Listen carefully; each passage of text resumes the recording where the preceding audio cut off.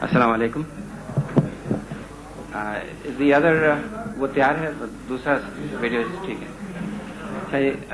This is the fourth and last day of our orientation program. Yesterday you were down at Madinat al-Hikmat and you heard two of the finest educators in this country, Hakim Saeed and Dr. M.H. Qazi. So before we start this new fresh day, if I could, some of those words probably were ringing in your minds, at least they were ringing in my mind last night. آپ لوگوں کے ذہن میں بھی ان کے کچھ الفاظ ہوں گے, تو دو تین جو خاص باتیں انہوں نے بولی وہ کچھ آپ دہرا سکتے ہیں. Okay, let's start with three main ideas that came about, just in a couple of minutes. دوسرے کمرے سے بھی میں سننا چاہوں گا, یہاں سے بھی. جی آپ بتائیں, تھوڑا آپ اٹھ کے. First of all, he told us about that in that Hamdard, he was going to provide us all the facilities, love and peace. And he told us to think that what we were going to give him in return. Okay, یہ ایک بات ہوئی. اور پیچھے سے کوئی بتائیں. جی آپ بولیں, اپنا نام بھی بتائیں.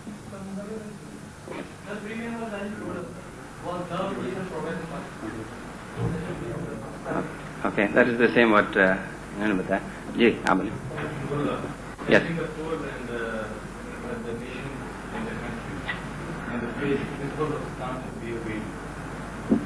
Okay, جی آپ بولیں. My name is Hamdard, and the Chancellor said that we have to be disciplined and we should not forget our past, because most of the Muslims have done their job in the field of science, and we should remember the people who have done the major contribution in the field of science. Right. Yeah. And his message, one of the most important message he gave us is the message of respect. You have to respect every human being. And he said he addressed us that you must respect your teachers. Okay, صحیح. دوسرے کمرے سے کوئی بولنا چاہیں گے؟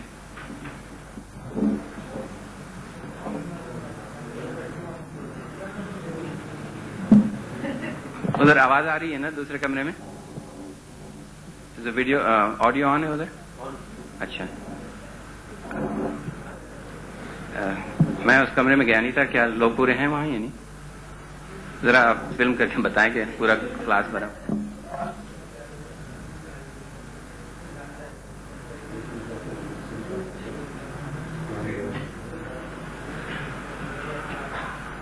شاہد صاحب آپ وہاں پہ ہیں تو گن لو کتنے لوگ ہیں, اور I'd like to hear a few questions from there. جو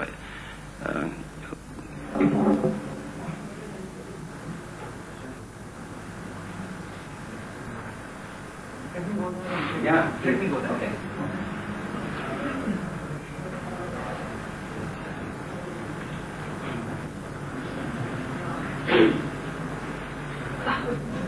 Pretty empty. It's empty, yeah. All the girls are pretty. It's supposed to be full. There are 92 people. Maybe they've freaked out from last night. And one of the things that I found, which none of you has brought out right now, but which I was quite impressed with what Hakim Saab said yesterday, was that wealth of individuals should be for a higher cause. That whatever you acquire in this material world, do so, but then use that wealth for the sake of the larger humanity. That's quite important. The idea that I want to carry over today, we have four very. Excuse me. Ji. One of the points which I understood yesterday was that we have to spread our knowledge and education to everybody. Thank you.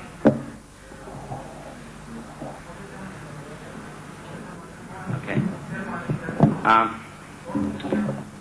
Today we have invited four guests who are all, in my eyes, Hiya Munira.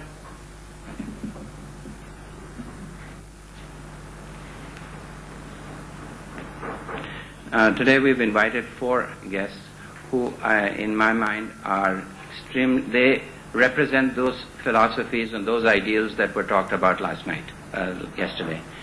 And primarily, it is that whatever knowledge you have, whatever wealth you acquire, is not for your own self, because you are a temporary phase in the history of mankind or the history of the universe. But what you pass on to the future generations is so important.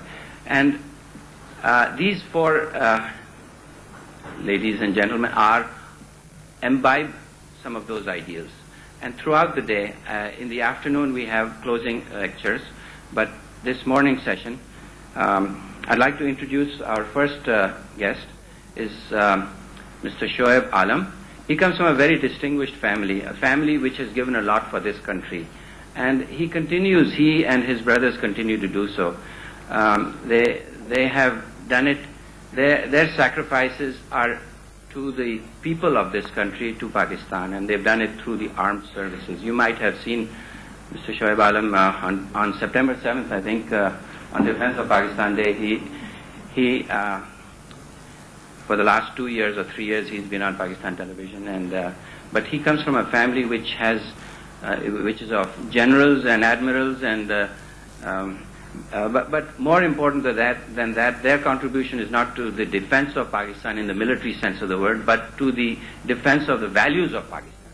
So I am very fortunate to be knowing Mr. Shoaib Alam. He has a career in the Pakistan Air Force, in the PIA, but he is a man who's continually thinking about how to use his talents for the betterment of this society, starting from the community, from Karachi city itself. And he's got some wonderful ideas of how to conserve land, how to create economic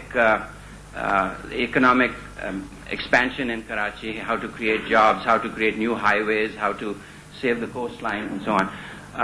So I'd like to invite Mr. Shoaib Alam and his illustrious wife, Mrs. Shoaib Alam, who will be speaking to you as a team.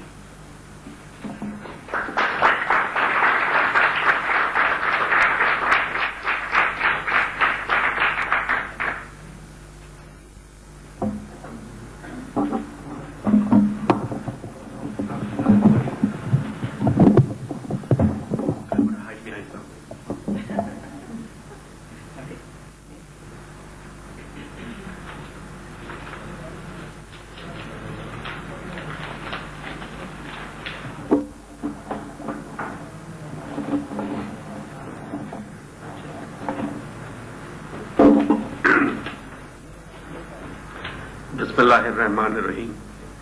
I begin in the name of Allah, the most beneficent and merciful. Assalamu alaikum. Mr. Chairman, sir, Class 98, ladies and gentlemen.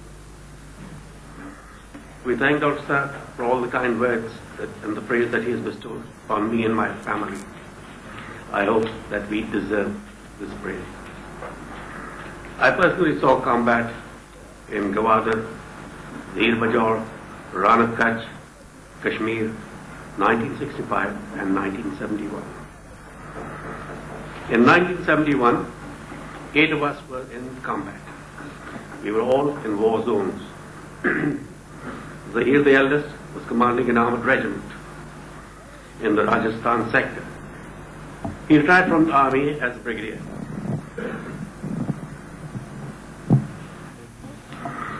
Feroz was commanding an infantry battalion in the Cham sector. I was flying with a bomber unit operating out of Moripur. Shamim was second in command of an armored regiment. He retired as a general and the chairman, Joint Chiefs of Staff. Shabun was serving on the cruiser Babar. He retired as a vice admiral.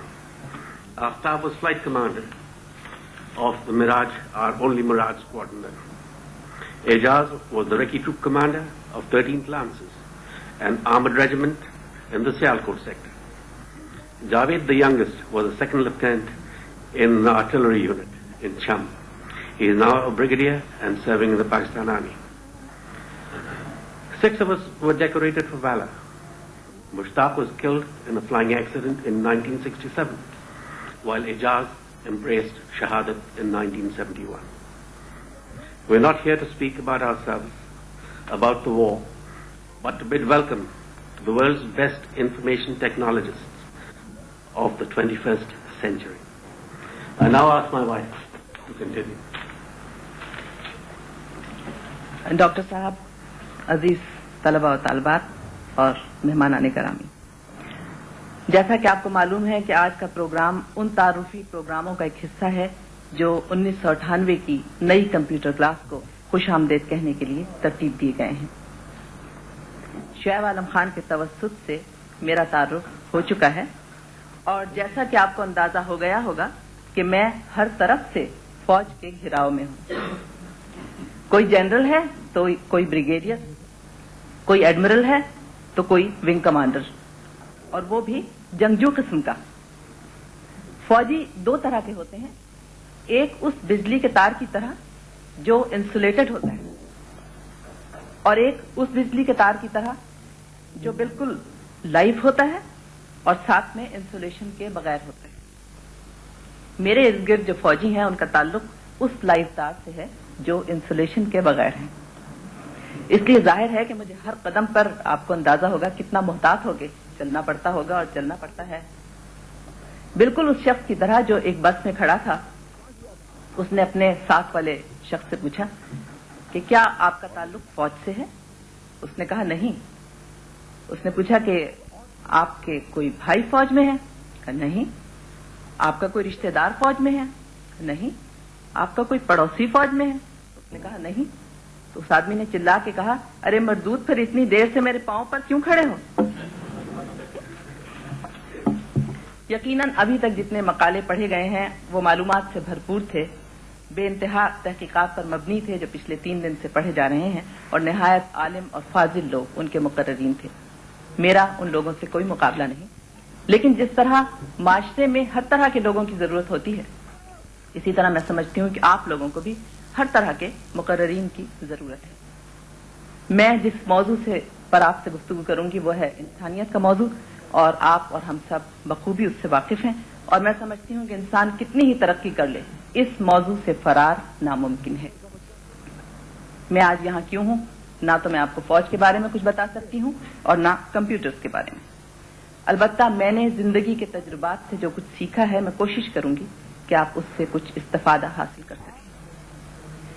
मैं आपसे ये नहीं कहती कि आप तमाम दुनिया को ठीक करने का बेड़ा उठा लें, क्योंकि इसके लिए तो अल्लाह ताला खुद चंद लोगों को मुंतखब कर लेता है और वो जो उनका काम होता है वो अंजाम देते हैं। लेकिन अगर एक आम इंसान चाहे तो इनफरादी तौर पर अपने माहौल को बेहतर बना सकता है। चाहे आप इंजीनियर बने या डॉक्टर, जिंदगी में कामयाबी हासिल करने के लिए आपका ह्यूमन होना बहुत जरूरी है। मैंने आज से 10 साल पहले एक छोटा सा बिजनेस शुरू किया था और आज अपने फील्ड में मेरा शुमार कामयाब बिजनेस वुमेन में होता है। मेरे लिए 15 लड़कियां काम करती हैं और उनमें से हर लड़की की मिसाल उस गाय की तरह है जिसने एक सींग पर अपने पूरे खानदान का बोझ संभाला हुआ है। इतनी मोहलत नहीं कि वो अपना सींग बदल सके। मैं उन लड़कियों के जज्बे और मेहनत की कदर करती हूँ। मजदूर का पसीना खुश्क होने से पहले उसकी मजदूरी अदा करती हूँ, और मैं समझती हूँ कि उसी मजदूर की दुआ है कि आज मैं इस मकाम पर हूँ। ये मेरा ईमान है कि नेकी कभी रायगा नहीं जाती। जहां तक कंप्यूटर का ताल्लुक है, मेरा उससे बस इतना वास्ता है कि मैं हर रोज ईमेल के जरिए अपने बेटों से राब्ता बरकरार रखती हूँ, या कभी कभार कंप्यूटर पर कोई मजमून या कहानी लिख लेती हूँ। और इन दोनों चीजों में कंप्यूटर और जदीद साइंस की मैं बहुत ममनून हूँ। कंप्यूटर की इंफॉर्मेशन टेक्नोलॉजी जदीद साइंस का एक बहुत बड़ा कमाल है। लफ्ज इंफॉर्मेशन पर मुझे एक कहानी याद आ गई। कायनात की हर चीज उरूज और जवाल से गुजरती है। एक तरफ जवानी है तो एक तरफ बुढ़ापा, एक तरफ बहार है तो एक तरफ खिजा। अगर कोई तहजीब बहुत ज्यादा उरूज पर पहुंच जाए तो कहते हैं कि उसके लिए भी जवाल है। खुद सदियों की तारीख इस बात की गवाह है। कहानी कुछ यूं है कि एक कौम हर लिहाज से तरक्की कर चुकी थी, इतनी तरक्की कि अल्लाह ताला तक खबर जा पहुंची कि सर जी कुछ खबर ने, वो कौम अपने हुदूद से तजावुज कर रही है। एज यूजुअल अल्लाह ताला ने अपने सफीर जिब्राइल को मुखबरी के लिए जमीन के विजिट पर भेज दिया। जिब्राइल इस सरजमीन पर उतरे और सोचा कि काम का आगाज कहां से किया जाए। एक चरागाह में एक चरवाहा बकरियां चरा रहा था। सोचा कि क्यों ना मामूली शख्स से तहकीकात का सिलसिला शुरू किया जाए। हजरत जिब्राइल ने इंसान का रूप धारा और चरवाहे से पूछा कि तुम्हारे ख्याल में इस वक्त जिब्राइल कहां है। चरवाहे ने अपनी इंफॉर्मेशन टेक्नोलॉजी को इस्तेमाल करते हुए हिसाब लगाना शुरू किया। कभी आसमान को देखता था, कभी जमीन को। आखिरकार उसने मायूसी में सर हिलाया। जिब्राइल साहब बहुत खुश हुए कि चरवाहा तो बड़ा नालायक निकला। जिब्राइल ने फिर अपना सवाल दोहराया तो चरवाहे ने कहा, मालूम नहीं, ना कहीं जमीन पर है ना कहीं आसमान पर। अब तो सिर्फ दो ही सूरतें हैं, या तो मैं जिब्राइल हूं या आप। 20वीं सदी जिसमें हमने एक से एक कारनामा किया। हमने न्यूक्लियर एक्सप्लोजन भी किया, चांद पर भी होकर आ गए, आर्टिफिशियल क्लोनिंग में भी कामयाब हो गए। मुझे डर है कि किसी दिन अल्लाह ताला को फिर से जिब्राइल को जमीन की तरफ रवाना न करना पड़ जाए। मैं समझती हूं कि चाहे आप चांद पर हो आए या बछड़े में जान डाल दें, सबसे पहले हम इंसान हैं, अशरफुल मखलूकात हैं, और सबसे बड़ा फर्ज जो हम पर आयद होता है वो एक बेहतर इंसान बनना है। आप जिस दुनिया में कदम रखने वाले हैं, माना कि वो मशीनों की दुनिया है, मगर मैं नई नस्ल से कहूंगी कि ना वो खुद कतार से बाहर निकले और ना किसी दूसरे को कतार से निकलकर आगे जाने की इजाजत दे। कभी न कभी किसी न किसी को बारिश का वो पहला कतरा बनना पड़ेगा जो नेकी और बहादुरी का अलंबरदार होगा। अगर क्लैशनकॉफ कल्चर आम है, अगर कदम कदम पर सिफारिश और रिश्वत है, तो कंप्यूटर इंस्टीट्यूट के साथ साथ जरूरी है कि ऐसी यूनिवर्सिटी भी कायम की जाए, या कम से कम एक पीरियड दिन में ऐसा दिया जाए जो ऐसे अफराद की तरबियत कर सके जो माशरे को सुधारने में मदद करें। ऐसे अफराद जिनके सीने में एक दर्दमंद दिल हो, ऐसे अफराद जो अपनी जमीन से प्यार करें, जो उनके आबाओ अजदाद ने बड़ी कुर्बानियों से हासिल की है। अगस्त 1947 में जब बंटवारा हुआ तो हमारे हिस्से में हिंदुस्तान का जो इलाका आया वो सबसे ज्यादा पसमानदा इलाका था। वो हिस्सा जहां तालीम की कमी थी, इंडस्ट्रीज ना होने के बराबर थी, शायद 45 फैक्ट्रीज होंगी। हिंदुस्तानी लीडर्स का ख्याल था कि हम 90 दिन से ज्यादा एग्जिस्ट नहीं कर सकते। मगर आज निस्फ सदी के बाद पाकिस्तान कायम और दायम है। दुश्मन की तदाबीर कारगर नहीं हुई और हमसे कई गुना बड़ा दुश्मन हमें खत्म नहीं कर सका। शायद सिर्फ यही एक रोशन पहलू है जो हमारा हौसला बुलंद करता है। इसके अलावा बकाया हमारे पास क्या है? क्या हम उस पर फख्र कर सकते हैं? हम जो एक दूसरे से नफरत करते हैं। जमाना कहां से कहां पहुंच गया, हमारे पास पीने के लिए पानी नहीं है, सड़कें हमारी खराब हैं, अस्पतालों में एक हुजूम है, और हम हैं कि शिया सुन्नी के मसले में उलझे हैं। क्या जमाने में पनपने की यही बातें हैं? अगर हम कराची पर नजर डालें तो एक तरफ चमकती हुई एयर कंडीशन गाड़ियां हैं और बावर्दी मुलाजमीन हैं, और दूसरी तरफ कच्ची आबादियां हैं और मायूस आंखों वाले बच्चे हैं। इन दोनों सिचुएशंस में से कोई एक भी सिचुएशन क्या काबिल फख्र है? क्या ये दोनों एक्सट्रीम्स हमारी गर्दन झुकाने के लिए काफी नहीं? क्या ये दोनों एक्सट्रीम्स हमें कुछ सोचने पर मजबूर नहीं करती?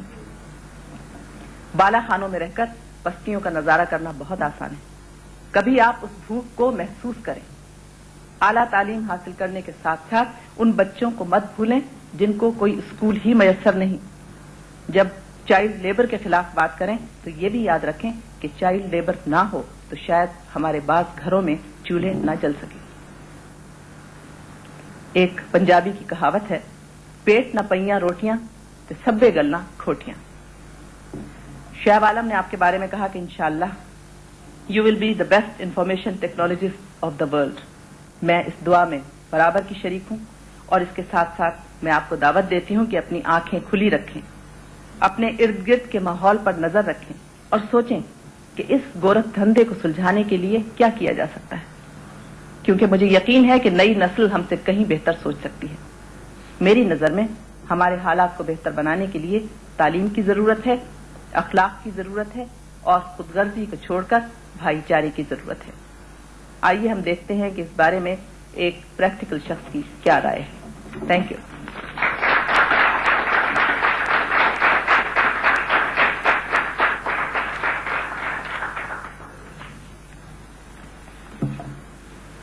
The ball is back again in my court. The question is, how are we to improve ourselves?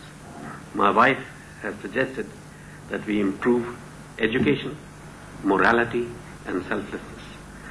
The results will be apparent.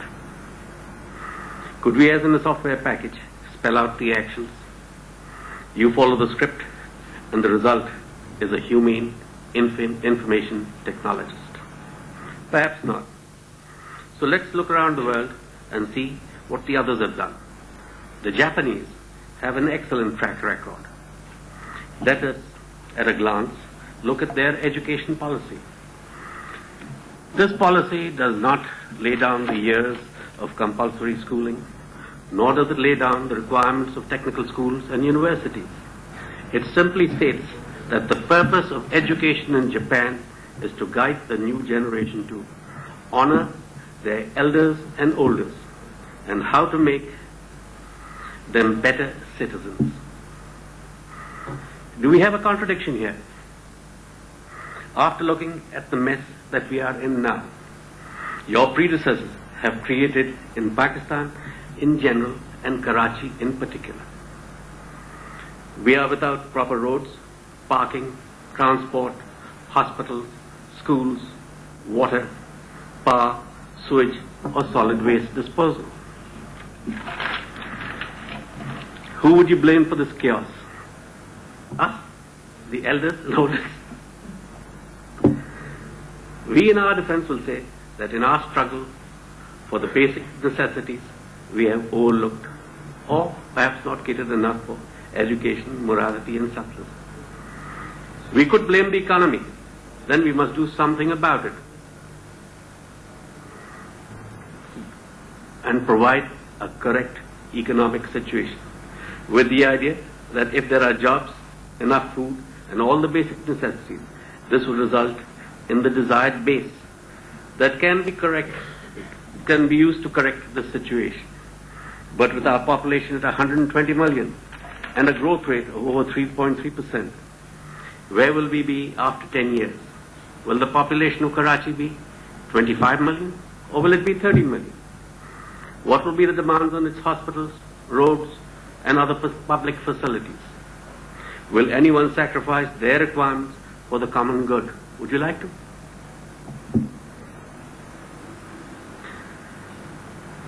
Or will education, morality and selflessness suffer an even greater toll? These are the problems and the challenges, and how should we answer them? And this time perhaps, if we look at the West and see what the West has to offer. One eminent philosopher says that before we accept advice or before we implement any action, we must carry out an acid test and see how the advice reacts to it. What he says is that before testing, we must look at whether this has continuity with the past, whether it has been made with an open mind, and what is the sense of responsibility. Continuity with the past can best be explained with the question, what will Pakistan be like in the 21st century? This was answered by Professor Iqbal by saying that all we need to do is, Iqbal Ahmed, the one who spells his name with an E, all he said was, what we need to do is look at the factors under which we want to see what Pakistan will be like. For example, health, education, transport, entertainment and others. Calculate the growth rates, and once we have the growth rates, we apply these to the current, and we will have a result as to what Pakistan will be like in the 21st century. But he made a contradiction here. What he said was that if we are in 1998 and we add the growth rate, we will have the result of what will be in the 21st century. But he says, and he insisted, that we're not in 1998, we are in the 12th century. And he continued by saying that this was because of Imam Ghazali. He forbade the criticism of religion. But unscrupulous people, what they did was that they took anyone who was in authority, he used this to their advantage. And employers banned criticism by employees. Teachers banned criticism by their students because they were teachers. And, of course, parents banned criticism of their children. The result is that we remained in the 12th century. We have not grown out of it. In the 12th century, we were the leaders of the world. But the position is that we stayed there, and the moving finger, having writ, moved on. The second, which he said, was open-mindedness. Now, this is a characteristic of being able to see and observe the changes around the world, and being able to decide which of these are the better, and to be able to assimilate these into our system. Changes refer not only to information technology, but from all walks of life. Can we accept that the West is ahead of us in non-technical projects as well? They're even kind to animals. Lastly, responsibility. What is responsibility? How are we responsible, and what we do or say? Is it justice? Is it self-discipline? Who are we responsible to? Parents, teachers, employers. Perhaps all of them. But most of all, you are responsible to yourselves. Yourselves first of all. Let's look at the principles again. And this time, we compare them together. If we have continuity with the past and we carry it to the extreme, would open-mindedness suffer? If we take open-mindedness to the extreme, would the continuity of the past suffer? Yes, there is a contradiction. And what you will have to do is to be moderate even in your moderation. Lastly, I will say that you, as the world's best technologist, that if you accept the second position in any field and rationalize the situation, you will have failed the world, Pakistan, your city, your community, your family, and yourself. Thank you.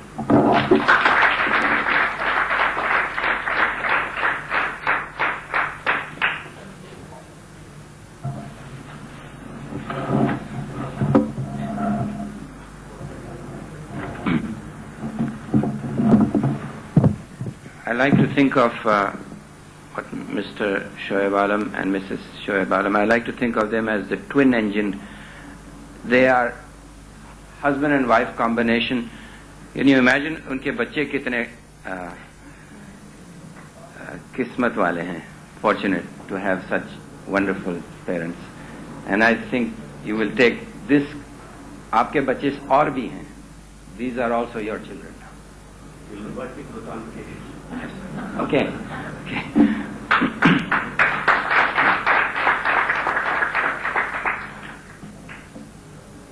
Many of the words that both Mrs. Shoaib Alam and Mr. Shoaib Alam, what they talked about, are very dear in our hearts. And that is why I felt such a great closeness to them and invited them here. But they have given us a challenge. They've given all of us a challenge here. And the challenge is that how to use your education for other purposes. But those purposes have to be founded in a morality, in an ethic, in a work ethic, and in your concern for your fellow man. That is extremely important. These seeds are being planted in you, and it is now incumbent upon you that someday when you're strong enough, to pull out a cat from a well, you have to be outside of the well. Sahi hai na? So you can do that. First you have to make yourself strong. You have to acquire knowledge. You have to get all the skills that are necessary for it. Build up your material resources. Build up your moral resources. That's very important. Your intellectual resources. And when you're strong enough, then you will be in a position to uplift others, your neighbors, your family, your community, the country, the world, eventually. Our next speaker, we have two. Dr. Arsalan is also on his way. He will be coming. Aap jante ho, Dr. Ali? Acha, okay. He's going to be at 11 o'clock. I would like to invite. आपको Mrs कहूँ या miss कहूँ जी हाँ जी miss अच्छा Miss Beena Shah she is I met her, or I saw her and I heard of her first when she used to be a cartoonist. She used to write and make cartoons in the newspapers, Dawn and grammar school में भी आप थी ना अच्छा okay and where did you go to school in America? Okay, you will. There has been a gap in my communication with her. I've tried to reach her so many times and I just couldn't get to her. Anyway, Ms. Bina Shah is also the editor of Computer World magazine, and she represents a philosophy also, and she'll tell you more about herself rather than me making more mistakes.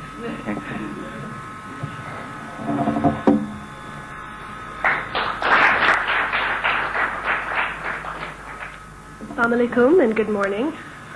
First of all, I'd like to say thank you to Mr. Hoodboy for inviting me to speak at this morning's orientation session. And I would also like to thank Mr. Zahir Kidvai of the Department of New Media, who is the one who convinced me to come here and talk this morning. I'm a terribly shy person. I don't like speaking in public, which is why you haven't been able to get in touch with me, because I've been so embarrassed about doing things like this that when I get invited, I prefer just not to say anything rather than to say yes or no.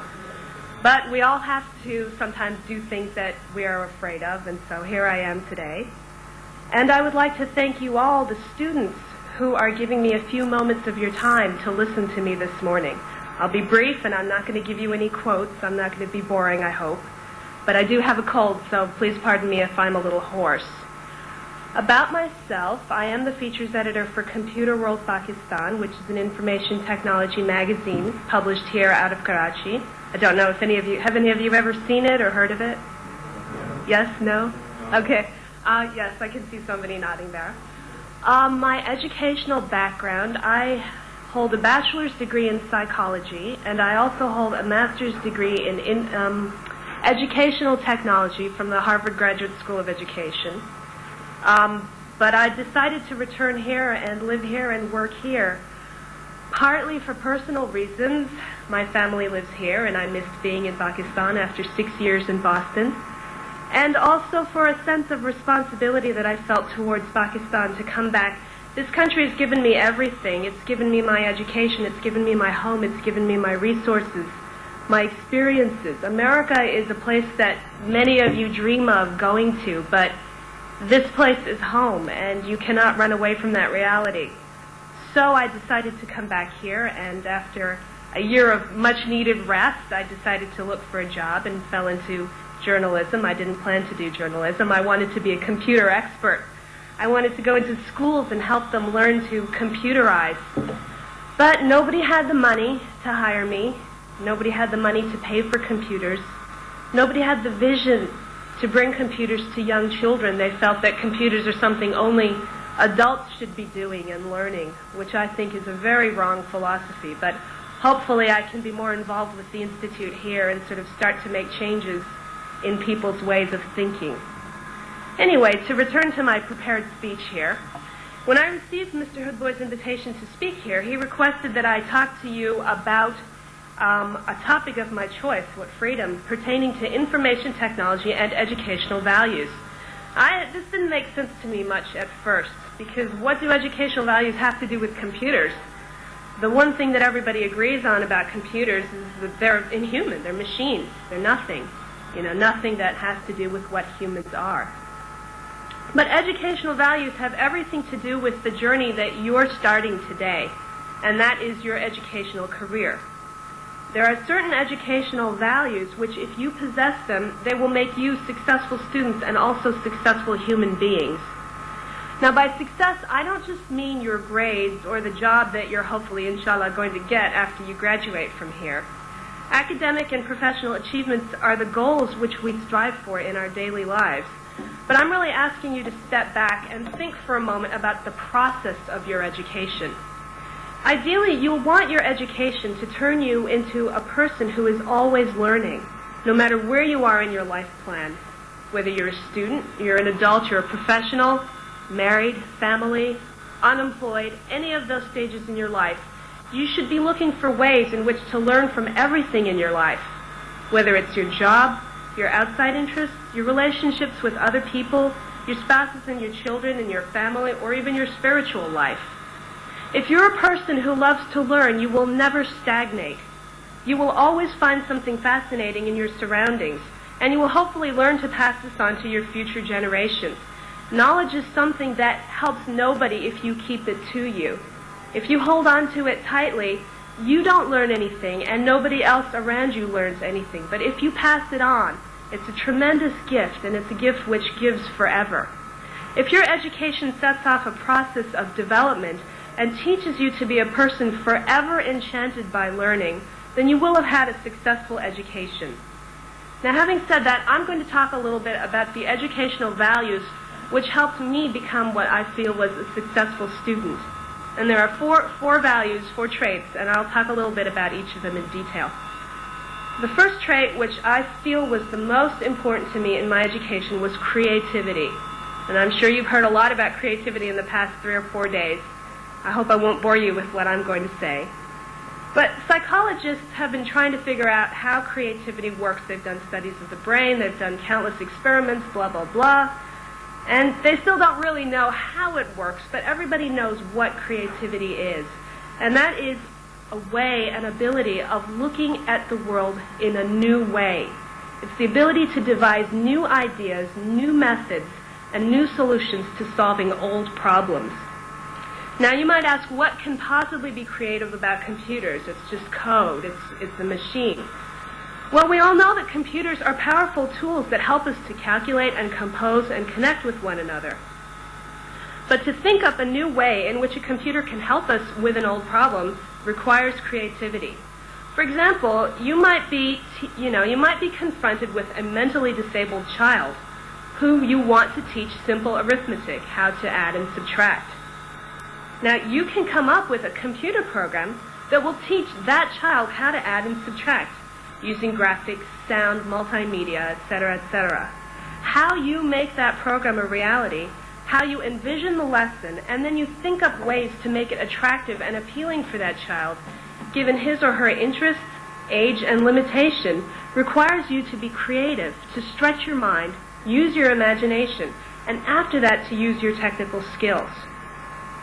Creativity also requires that you break barriers, that you part with tradition, and sometimes use your intuition instead of your logic.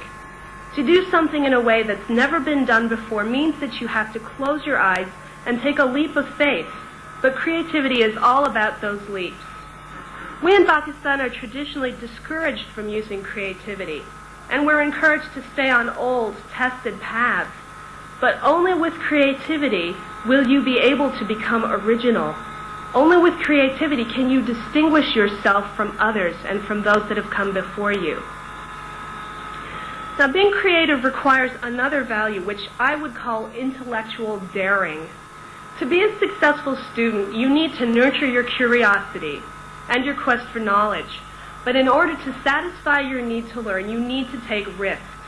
Whether that risk is something very small, like asking a question from your professor, even if you think it's a very stupid question, or if it's a big risk, like doing a project in a way completely different from your peers or how it's ever been done before, you need to have courage and take those risks. You need to become sort of an intellectual daredevil. You need to push yourself to learn, and you need to push your teachers to teach you. Teachers become very lazy if they're not challenged by their students, and you've all had experiences with bad teachers. They just want to teach you the same old, whatever's in the books. You need to keep them on their toes. Challenge them, ask them questions, push them. They will become better teachers, and you will learn. You cannot afford to be afraid that your peers or your teachers are going to think that you're dumb. That's the big mistake students make. They stay quiet because they're afraid. You can't afford to be afraid of breaking out of the mold and trying something new. To tell you the truth, you're at a very, very lucky stage of your life where you can afford to take these risks. Students the world over are known and loved for being unconventional. Students have energy, and they're fresh, and they're young. We old people, our time is gone. Your youth and your energy makes for some real advances in every field, including that of information technology. How many of you have heard of Netscape? Yeah? Okay. How about Yahoo? Yeah? You're all internet surfers, I can see. Well, do you know that both those companies were created by students? Not old guys, not old women. Students, your age, a little bit older. Hi. And they are the premier companies. Netscape is the premier internet surfing browser of the world. Yahoo is the premier internet search engine. And they were both founded by students your age. A little bit older, maybe, but the same thing. And I suspect that it was their youth that helped them to be so innovative. You must take advantage of your special position in life to be daring in your academic career. Now, being an intellectual daredevil doesn't mean that you should start going crazy and break laws. This brings me to the third value, which is intellectual honesty. If you've read any of my editorials in Computer World, you know that I'm fascinated with hackers, computer hackers.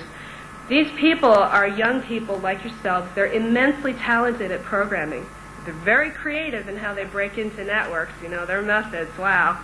And very daring people, challenging authority, breaking the law. Ooh, how exciting. But I don't have any respect for hackers. I have admiration. I admire their skills. I wish I could code like they can. But I don't respect them. Because they could just as easily be using their talents to create and to build rather than to break and destroy. You have to nurture within yourselves a strong respect for intellectual property. You must not go down this rocky road of cheating by stealing other people's property. And by that I mean their ideas and their thoughts and whether it's in paper form or you're hearing somebody talk about a project and you go ahead and do that anyway, even though you know that that's what they're working on. If you do this, if you go down that path, the old cliche that you are cheating yourself, in fact, turns out to be true. What do you learn by cheating in order to get a high grade? You may have gotten an A on your project, but you've lost something. You've learned nothing yourself, and you've lost the satisfaction of doing a job and doing it well. Honesty, diligence, and patience will pay off for you, even though they seemed really old-fashioned and boring. And to be slick and to cheat the system seems a lot more cool. But you cheat yourself out of the experience of learning, and you hurt and you harm others in your way. In the end, no one will respect you, and you won't respect yourself either.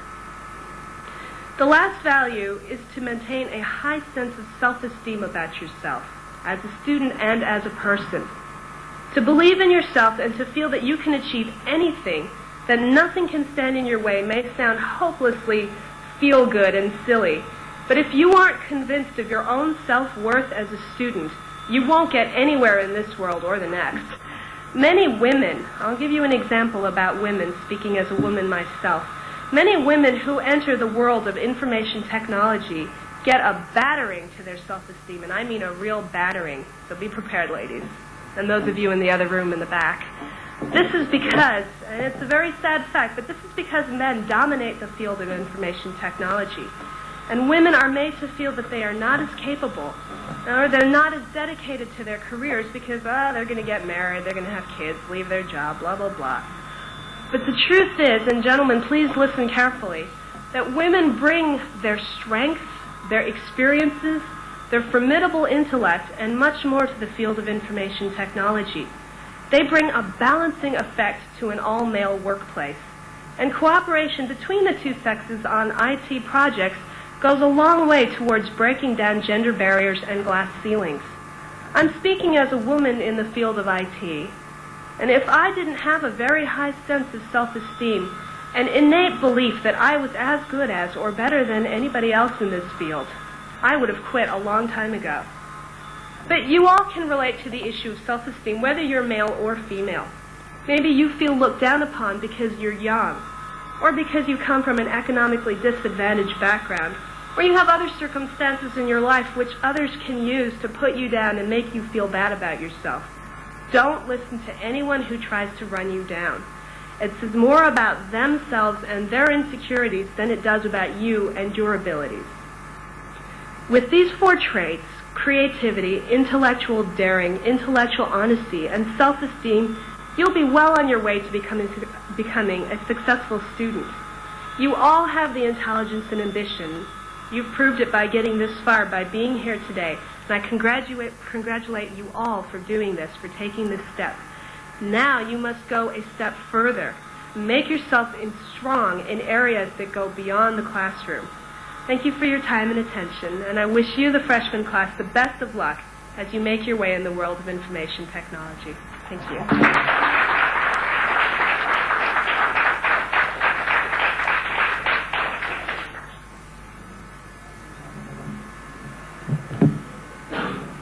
Thank you so much. Cameraman ये सारे video recording हो रही है ना सही तो ये जो बातें आपने बोली हैं they won't be lost, they won't be forgotten, and hopefully inshallah there will be other generations which will also be hearing it. और डॉक्टर अरसलान is here. आप आए प्लीज आगे.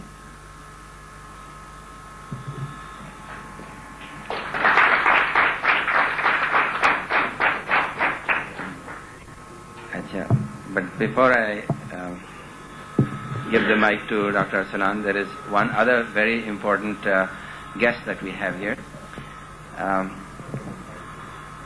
She's a graduate of NED College, first divisioner all her life. I knew her, she worked with me for 4 or 5 months. She's a mechanical engineer, went on to the University of Wisconsin. She's more or less your age, a little bit more maybe. But the reason I invited her was that she represents that same freshness that Ms. Beena Shah has reflected, and the qualities of entrepreneurship, of taking the initiative, of being critical, of being analytical. So, Nabia, I'd like to invite you.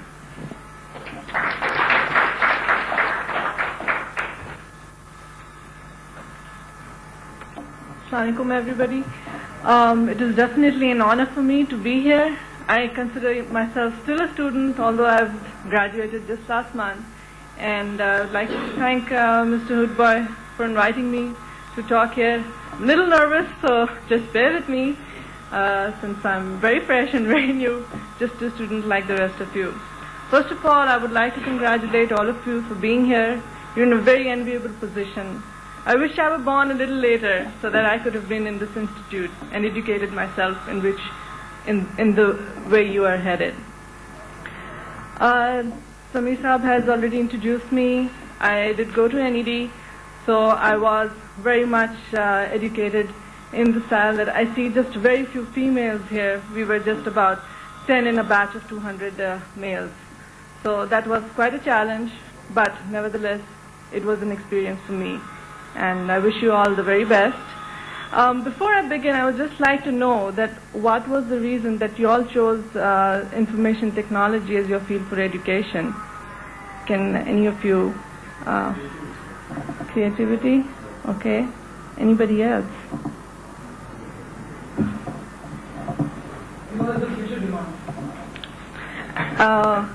Okay. Yes.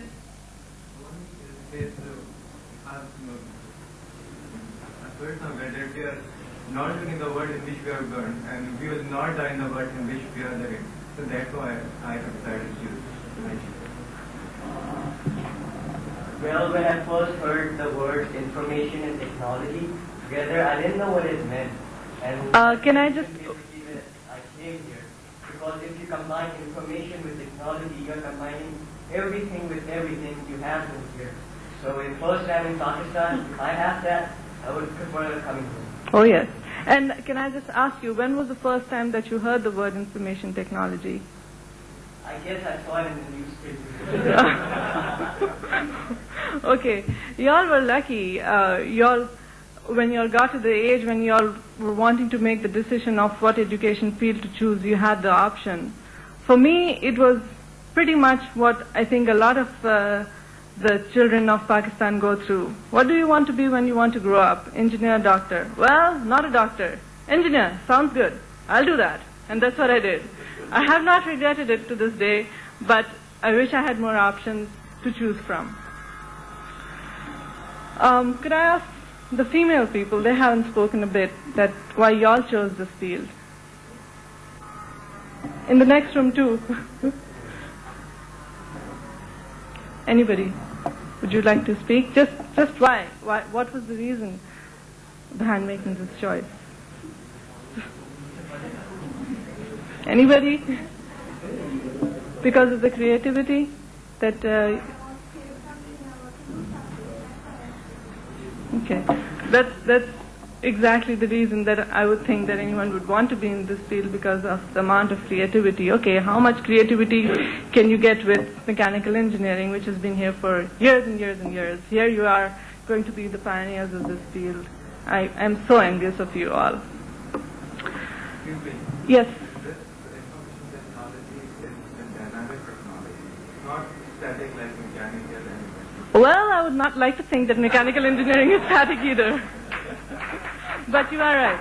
It is much more dynamic. It has a much more wider perspective about things versus mechanical engineering, which is limited in its scope. So here we are in the information age. In the information age, it is not that information technology is a trend. So for the next 30 years, information technology is on the upslope. And once again, you are so lucky to be there. We all are. Even though I have graduated as a manufacturing systems engineer, I'm still very much a part of it. We all are. We all can contribute, but not as much as you can. It is unimaginable the way that information technology is being utilized and applied in all the fields all over. I mean, my vision when I left for the States was information technology, the internet, email, and businesses through the internet. That is not true. Yes, obviously that is the big aspect of it. But just to give you an example of how information technology is being used just in my own field. Has anyone of you heard the term supply chain management? Okay, it's relatively a new term since it's information technology at its full glory in my field. What it is that we know that to deliver a product to the customer, it has to go through a series of processes. It has to go through vendors, suppliers, people who will deliver the product, and this is all one chain, and all these are different links of that one chain. And information has to be in real time available to all these links to know what is going on. In today's world, the customer is demanding, I want this earlier and earlier. And those competitors who can deliver the product faster are the ones who are sustaining the world markets today. And with that, these links have to be in real time connected and communicated. Okay, if something goes wrong in one of the links of the chain, it has to be transferred throughout. There cannot be any delay. And this is what information technology has done, and it is not limited to any area. That is the best thing. One of the suppliers can be in Indonesia, the other in the US, another in Europe, another in Pakistan, it does not matter. It does not have any physical boundaries, and that is the best part about information technology. The other thing that I would just like to share with you is it's interesting the way companies now all over, the bigger companies have information technology divisions within their firms rather than computer divisions which would just handle some of the software issues. They have information technology divisions dealing with this specific technology. They will communicate within, outside, solve the problems, internet, email. More and more they're going towards, we hear of all these organizational structures in organizations. You have the president and the vice president and so on and so forth till the person on the shop floor. Here information technology is connecting all these people and putting them on the same plateau as far as information goes. And also as far as, and information and knowledge is power, as everyone knows. And so that is a big aspect in this field and all other fields. Another interesting twist to information technology, as you can say, I found that was in the biomedical field. An upcoming firm in the US, what they are doing is that they are putting together all different kinds of information into this big database. They're collecting information from all sorts of skin colors, nations, and putting their data into one database, and then when a patient comes in with a certain type of symptoms, they can feed in those symptoms, and with that database, which will be complete in the sense that it will be able to decipher these symptoms relate to this disease. They're doing this for generic diseases such as hepatitis A and typhoid, something which is not obviously very fatal since that could be a big risk, but they're starting off to this point. So that is definitely, and what is that? That is just using information, to improve the medical field, to improve the time it takes for an illness to be diagnosed. With all this, I would just like to say, I'm just going to keep this very brief, I would just like to say that don't stop at anything. Don't stop because you're a female or you can't go somewhere or do something. This is one field that you don't need to go anywhere. You can just work off of your computers and you can be anywhere in the world and you can be connected to anywhere else in the world. During your education process, don't be shy, don't be scared, as Bina mentioned as well. That is one of the things that I feel that as a female in NED, I was always held back a little. I was here, all these male people, but I regretted to a point that, no, why? What was the reason? Your knowledge is what everyone respects you for, and if you're saying anything, nobody has the right to say anything. So please don't hold back. Please, just don't hold back. I wish you all the very best, and just go explore the world. In this field, it is true to say that the world is truly a playground. Thank you very much, and all the best.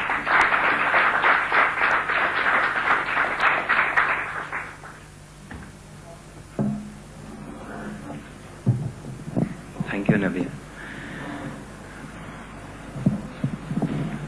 Well, our next speaker is Dr. Ali Alp Ersalan. His spelling is very interesting. You'll never forget it. You probably, if you read Dawn, do you read the newspapers? The editorial page पे इनके पिछले हफ्तों में महीनों में काफी articles आ रहे हैं. TV पे भी recently आए थे. He is a crusader. You know, crusader probably is the wrong word in an Islamic society. But he's like Mr. Shoaib Alam and Mrs. Shoaib Alam, they are always fighting for causes. They're fighting for causes. वो कौन थे? Don Quixote, huh? अच्छा. They're fighting against injustice, against exploitation, against oppression, and these are people that I think our society must learn to respect and honor. Well, Dr. Arsalan is an economist. He was a professor at Quaid-e-Azam University in the economics department. He was also at the Applied Economics Research Center, AERC, which is which is an affiliate of Karachi University. He's a consultant, economic consultant, has done many World Bank projects including the social action program in the last 10 years or so. His main interest is he wants to understand poverty. He's worked a lot on poverty issues. So he's sensitive to it. He himself is not a poor man by any but he has concentrated and taken issues. His most recent jihad, I will call it, not crusade anymore, but jihad. His most recent jihad is against the privatization of water in Karachi, of the Karachi Water and Sewerage Board, where our water from the river Indus coming to the citizens of Pakistan for Karachiites is now going to be owned by a European or a multinational company. Anyway, but Dr. Arsalan represents those goals that we've been talking about in the last 3-4 days. So I thought it would be only too fitting that we have a man of his stature and his commitment and his not only his academic background but his day-to-day activities who could tell us a little bit more about his thoughts.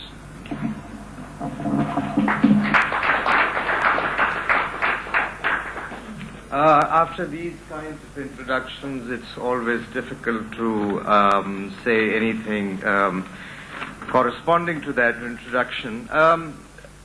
You'll get lots of advice, and like me, if you're a rebel, you hate being given advice. So I won't do that. I'll just tell you the kinds of things that drive my life, and if they're interesting, you might want to think about what you might do along those lines. Before I sort of get into my prepared notes, I thought I'd take up a point that Navia was talking about, and the kind of things that frightens me, and you should worry about it too. Can I use that? I thought that I'd first talk about visions of technology, but I changed my mind because after I'd read about it for a couple of days, I actually got bored. But I'll give you some of the things that I was looking at. You want to use a transparency projector? No. I don't like to use high technology. You see, Navia is just coming back from the U.S. and gets excited about all the possibilities, and since I live here, I get worried about possibilities of control because I'm not part of those doing all that. One is an article by Saskia Sassen, a geographer, a political geographer on electronic space and power. Oh yeah, mic goes and I thought next room will get. See this, I'll just write it and I'll go back to the... This is how you work. There is very low tech. Don't worry. But I'll go back there. Why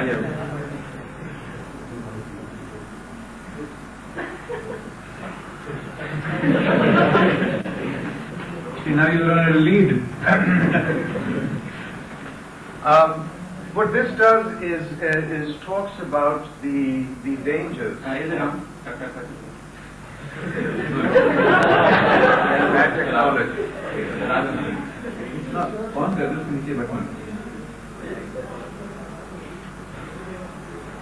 Technology. Where are the buttons?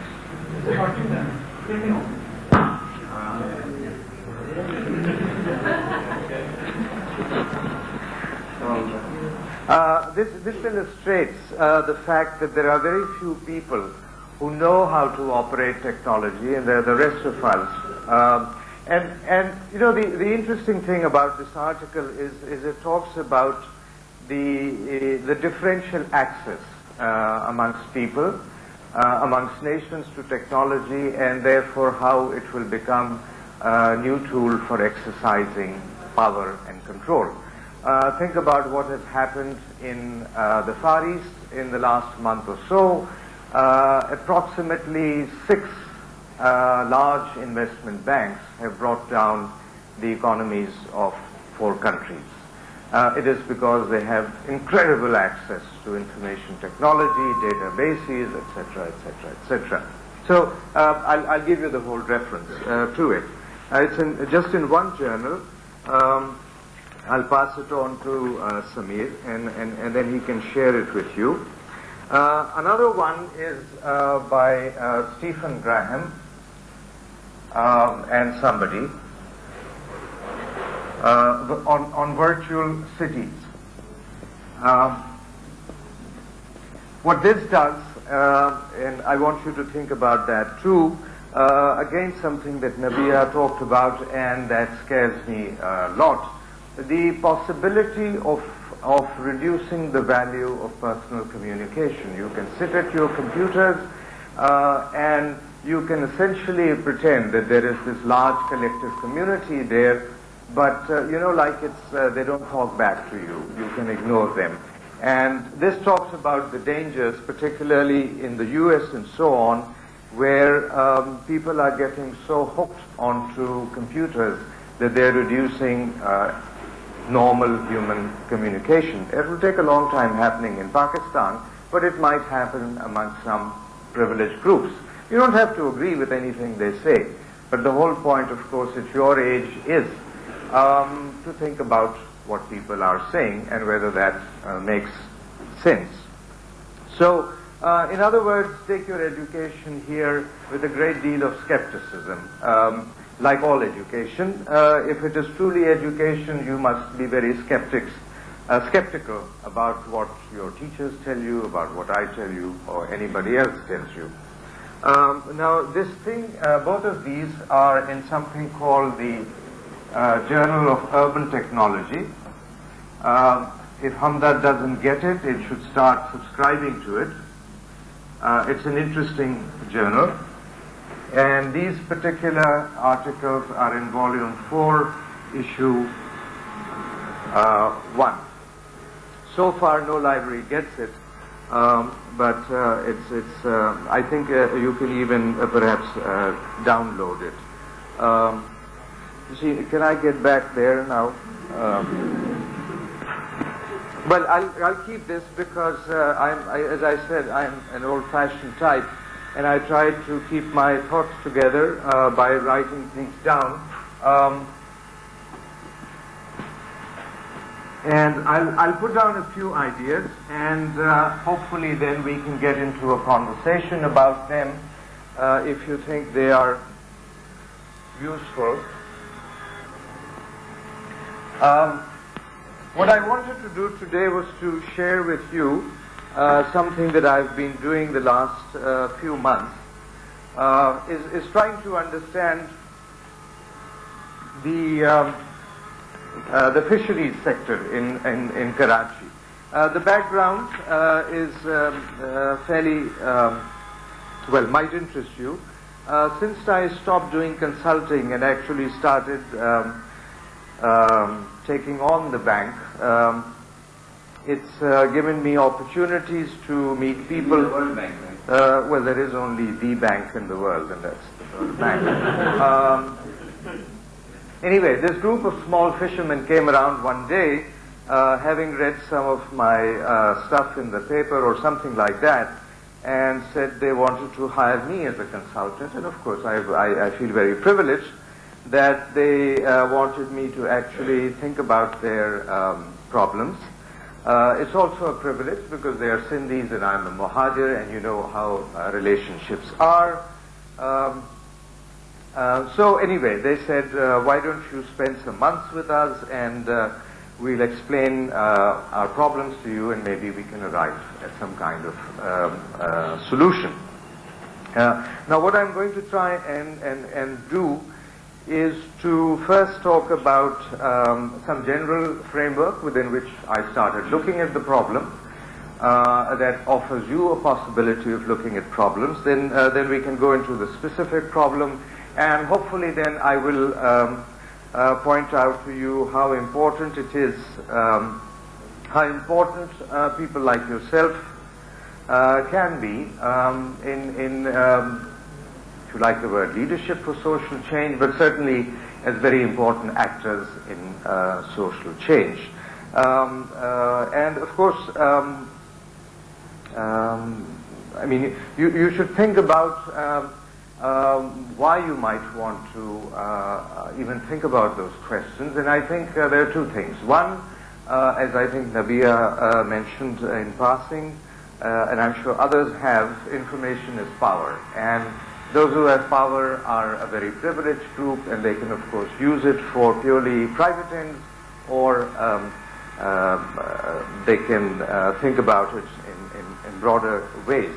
But that's actually where I am, that in terms of my work, I am now stuck at the point where I don't have enough information to offer concrete solutions, and you can see where the kind of information I get might make a lot of difference to these fishermen that I'm working with. Well, to give a very broad framework, I have approximately 40 minutes. I have a fancy title for today's conversation with you.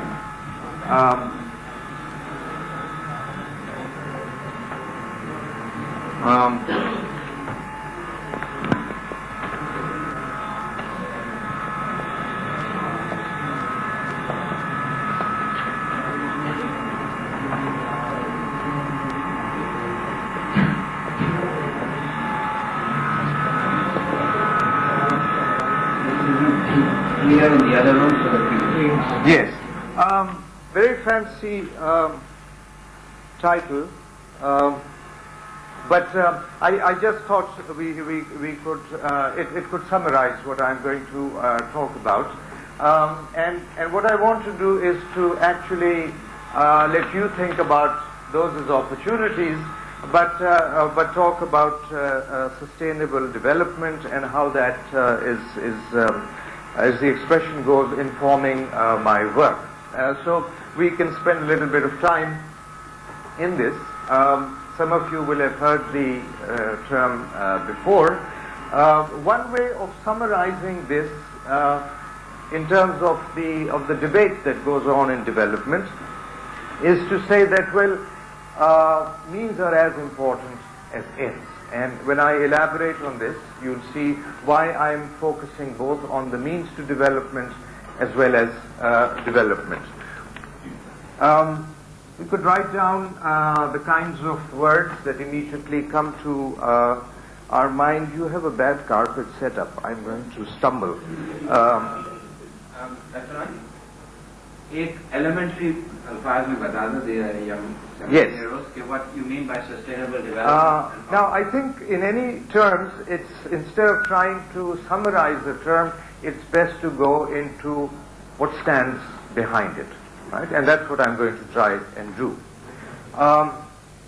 Over the last decade or so, maybe 2 decades, but certainly the last decade, this word is used a lot in the debates about policy debates about development. And let me put down what people think, is behind this. I suppose in Urdu the best word, and it's a good word, payadar, because you think of something that will hold for some time, that is rooted in social reality, that is rooted in social goals. And so actually this word is more about what the goals of development should be, about the ends of development, right? And so let me write down 2 words which are no problem at all.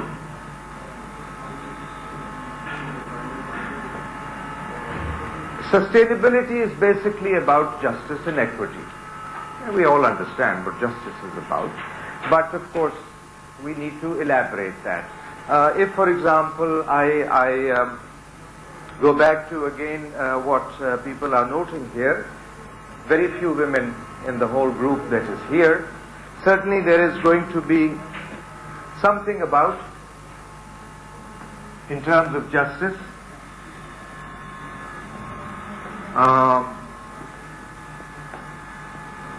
gender participation, in particular about women. This is a problem. One way of characterizing this is how do you people think about women. And certainly sustainable development challenges you to come to terms with that. The phrase I like, the phrase I like is something that my friend Umar Asghar Khan used some time ago. He deals with development projects in the frontier, particularly in the Abbottabad area. And the question was basically with women or without women.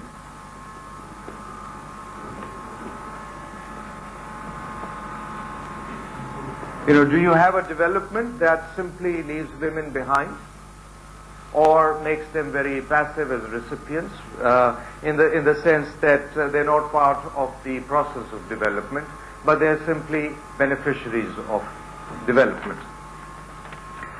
Well, how about, obviously, in justice and equity, we would want to worry about the poor. So clearly, if you're going to talk about sustainable development, it has to do something with reducing poverty.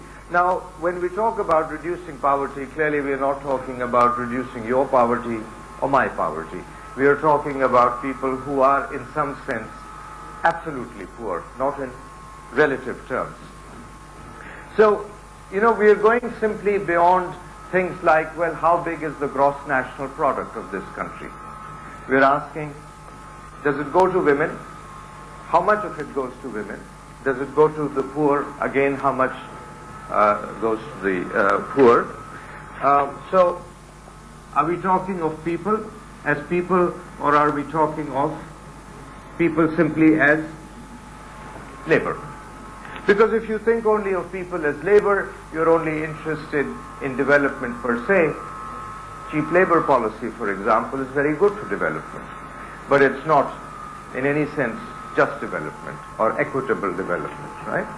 So you're going to worry about whether or not development is reducing poverty. For example, in Pakistan, I stopped working on poverty in the last 4 or 5 years, but those who have worked on poverty say it's getting worse.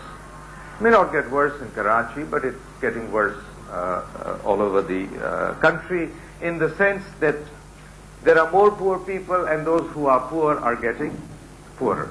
So, it's something to worry about. Well, let me erase this and put some additional elements of here. So we've got two things here. Then something about resources, or, well, environment. Let me use that word since it's used more.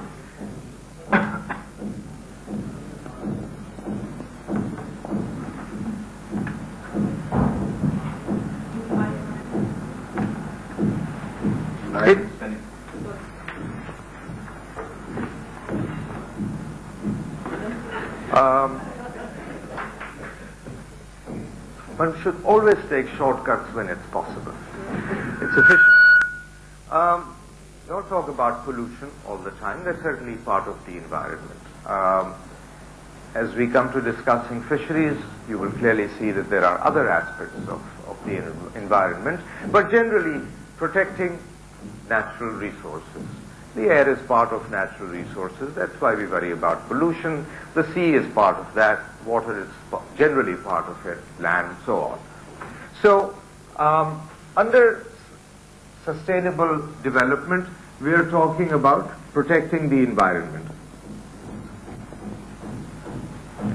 Now, what does justice have to do with it? You might say, well, that's a goal by itself. Not really, if you think about it.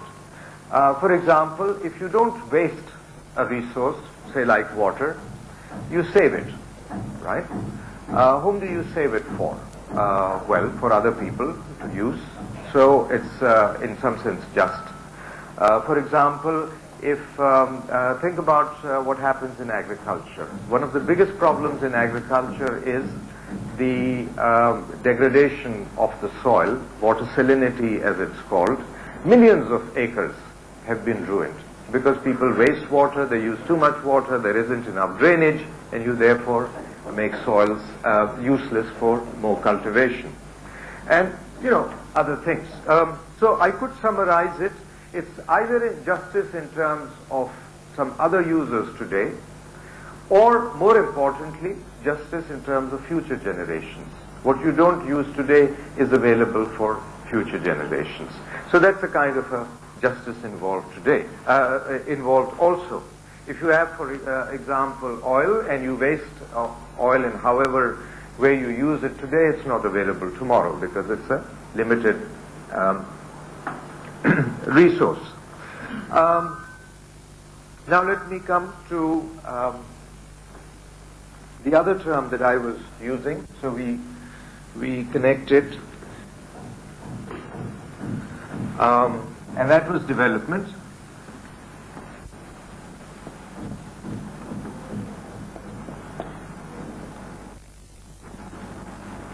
No longer are most of us content with defining development simply as more things, We've already talked about more things for whom, but here it's also in terms of now saying, well, development means expanding choices for people. The quality of life is one way of describing it, but certainly in terms of expanding choices of the way people wish to live. And why is this appropriate? Well, think of the worst thing about poverty. It's not really the fact that you don't have enough to eat, or you don't have enough good clothes to wear, or whatever. It's the fact that they don't have any choice. Or, if you want to look at it the other way, you are privileged because you have enormous choices. One of the choices being whether you should study information technology or do something else, whatever, in terms of your life. Now, if we're going to talk about expanding choices in a society and not in individual terms, then clearly we need public debate. And that is how I would like you to think about and to bring in ideas that you hear all the time now in newspapers. Good governance.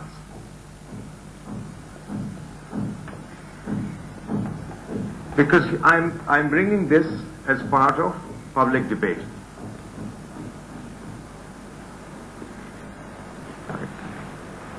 Essentially what I'm saying is that if you're going to have true development, you're going to be talking of means and ends, and talking about means and ends means that you must have a public debate about it, in the sense that how is society going to achieve certain ends, and therefore what are the implications for different kinds of people. Now, if you're going to have public debate, it means you must have good governance. Now, what is governance? How is governance different from government? Well, essentially what we are saying is that government is only one part of public debate, one part of society. There are lots of other parts of society in which debate takes place. There are political parties, there are associations, or there are simply just people talking to each other. So what you have under good governance is government plus a term that is now used a lot, civil society. Everything other than the government, and of course excluding the military too, which is part of the government, if you like. Especially in Pakistan, it's part of the government. Newspapers are part of civil society. For example, one of the things that is remarkable is the amount of debate that takes place in Pakistani papers as compared to, say, Malaysian newspapers. You can't criticize the Prime Minister in Malaysia. In Pakistan, there is no problem. We criticize everybody, including the President, for example. So how dynamic the civil society is will make a lot of difference. For example, in Sindh, there is virtually no government. Civil society becomes very important, right? Why do I say there is no government? Well, because mafias run the city. Various, political mafias, land mafias, water mafias, whatever. So public debate really depends upon civil society. And that is why, of course, as I have gotten into these strange things, as Samir was pointing out, basically taking on the government because there is no government. And you have to then have public debate essentially in civil society about where we are going, what kinds of choices we have, what should be done about water is one of the choices. When is the public debate going to be good and effective? Well, certainly when people are involved, right? There is no restriction. You can't say, well, women can't be part of this discussion, or Mahajans can't be part of some other discussion, or Sindhis can't be part of some other discussion. So it has to be very broad-based.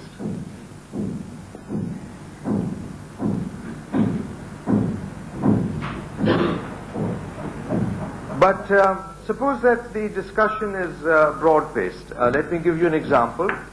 Right after Eid, we think that the government might do kind of a workshop on privatization of water. We've been telling them, look, you need to debate publicly whatever you want to do. Now, it can be broad-based if, for example, they just give an advertisement in the newspaper and say everybody who wants to come can come. Right? Is it automatically effective? Not at all, because the government can sit there not listening to anyone. Right? So certainly you need some kind of accountability. Right? In a very broad sense, that those who have the power are also accountable. Right? And accountable in the sense that they listen to people and then respond accordingly. In fact, this is one of the reason that the debate has been delayed, because we are insisting on accountability and the government is not quite ready for that yet. Ways in which accountability might come about are different. One of them is, of course, to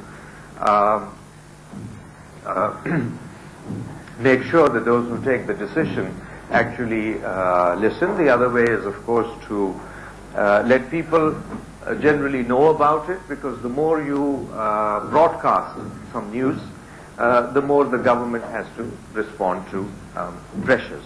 Well, after these very general things, I still have 10 or 15 minutes. Now let me get into some very specific work on fisheries that I'm doing. You'll see how I'm bringing these ideas there, why they're draw a very simple graph to illustrate the crux of the problem. Being an economist, that's another failing. I like to draw graphs all the time. Let's put down fishing effort here, and I'll elaborate that in and catch here. And I'll draw a very generic sort of graph. Call that pollution-free, and draw another one here. That's also going down somewhere. I need to extend this a little bit.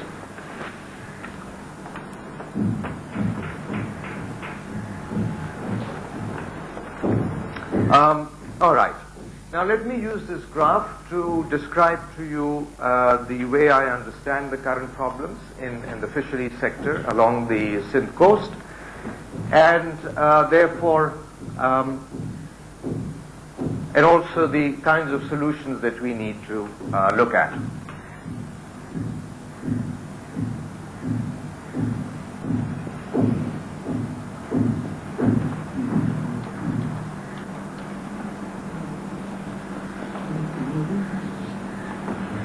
All right.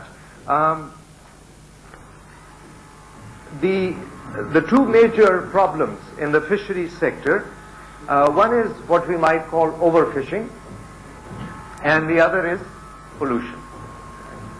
Why is pollution a problem? Pollution kills fish. Pollution kills small fish. When it kills the small fish, big fish have nothing to eat, then it kills the big fish, and so on. Why else is pollution a problem? You might have read in the newspapers that the European Union, which used to be called the EEU or something. Anyway, now this is the bunch of European states together have threatened to put sanctions on Pakistani fish exports because they say they are full of pollution, toxins, pesticides, whatever. The US is about to send a mission to Pakistan shortly. They have already cancelled the right of Bangladesh to export. They might do the same thing for Pakistan. So pollution is a problem in really two ways. One is because it spoils what you catch, and the second problem is that you can catch less because of the pollution, right, with any given amount of fishing effort. How should we describe overfishing? Overfishing is the problem of having too many fishermen. There are too many boats. Fishes are, after all, limited. The more people who go there to catch fish, the fewer number of fish they catch per boat. But there's also an environmental problem here, or a natural resource problem.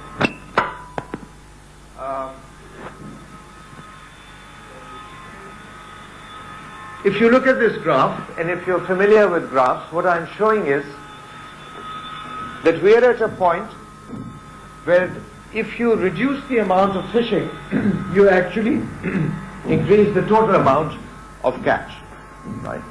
So there is this absolute amount of overfishing in the sense of a natural resource.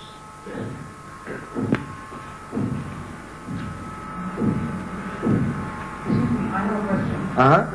And I have also done work on fisheries management. What sort of fisheries evolution dynamics you're using now?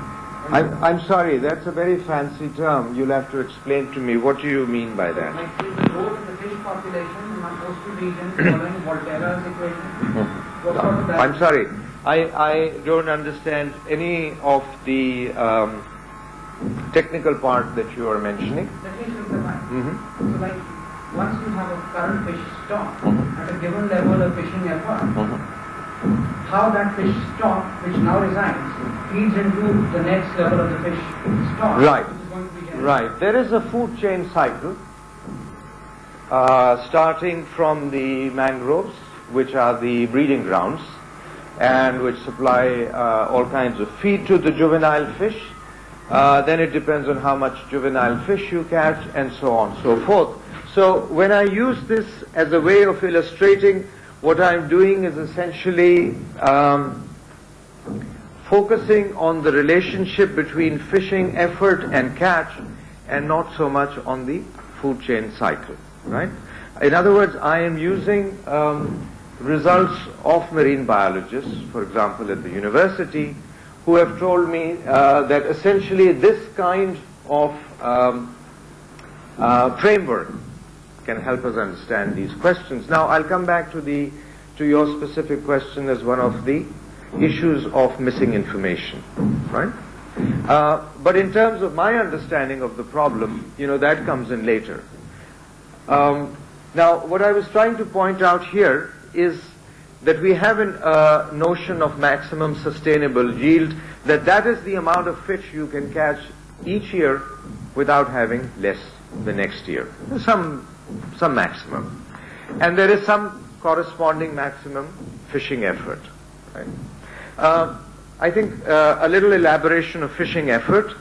A number of things go into it. The number of craft, the capacity of craft, the number of times they are in the sea. For example, if a craft is in the sea 6 months of the year, it catches a certain amount of fish. If it's in the sea for only 3 months of the year, it of course catches a third. That is why we have things like bans during the summer months. So everything is here in terms of fishing effort. Includes how close you're fishing, to the shore, how many deep sea vessels you have, because they're all competing. So everything is here. It doesn't matter, to bring out the crux of the issues that I'm looking at. We think that the situation is here. Certainly it is true for shrimp, because year after year the total catch of shrimp is declining, so we must be somewhere here rather than here, right? Certain kinds of fish are absolutely disappearing, so we must be very close to the bottom of the stocks. Right? This year, for example, there is a crisis in the fish meal industry. There is no small fish available which goes into the fish meal industry. Very soon chicken prices will start rising because there is no raw material to feed the chickens. But that is a problem of overfishing in the past. You can never evade the consequences of damaging natural resources. They catch up with you one day. If you ignore your children, what happens? One day they come back and with a vengeance, which is the phenomenon of Karachi, Now, I've put a point here indicating optimal. That is in terms of income per fisherman. Because notice that as I move down here, as more fishing effort goes in, average catch goes down, income is close to that. So for example, if the slope of this line is the average catch per unit of fishing effort, roughly proportional to income, as I move to this point, it rises. And there is a point in which this is the maximum. So those of you who fool around with graphs, there is an inflection point here, right? Essentially then, what small fishermen are saying to me is, how do we move from here to here, right? And how do we move in a way that it is the small fishermen who gain more rather than the commercial fishermen? Because notice this graph is very neutral. It does not distinguish between small and large fishermen. It says simply reduce the amount of fishing effort. Your graphs are very ambiguous. Sorry? You have to clarify the graph. Number one, the optimum that you are putting, how is concavity changing? It's going from up to down or down to up. So where you are taking an inflection point, your concavity is reversing in what form? So it goes from down to up. Now, how do I connect all this with issues of sustainable development that I was talking about? Right? One, you can think in terms of natural resource sustainability, so you want to move to at least this point. Right? Now, if you bring in justice and equity as part of sustainability, you want to make the change so that it benefits small fishermen more than large fishermen. Why worry about all this? Why won't small fishermen gain automatically? Well, let me turn the question around. Why should small fishermen gain? Remember, this is a society which is very unequal to begin with. If you look at yesterday's news, I'm not sure it was in the Dawn, there is some firm called ICA. I don't know what ICA stands for. Anyway, they have presented a proposal to the Minister of State for investment that essentially says that the entire fishing industry should be handed over to deep sea vessels, factory vessels, that come from abroad. Right?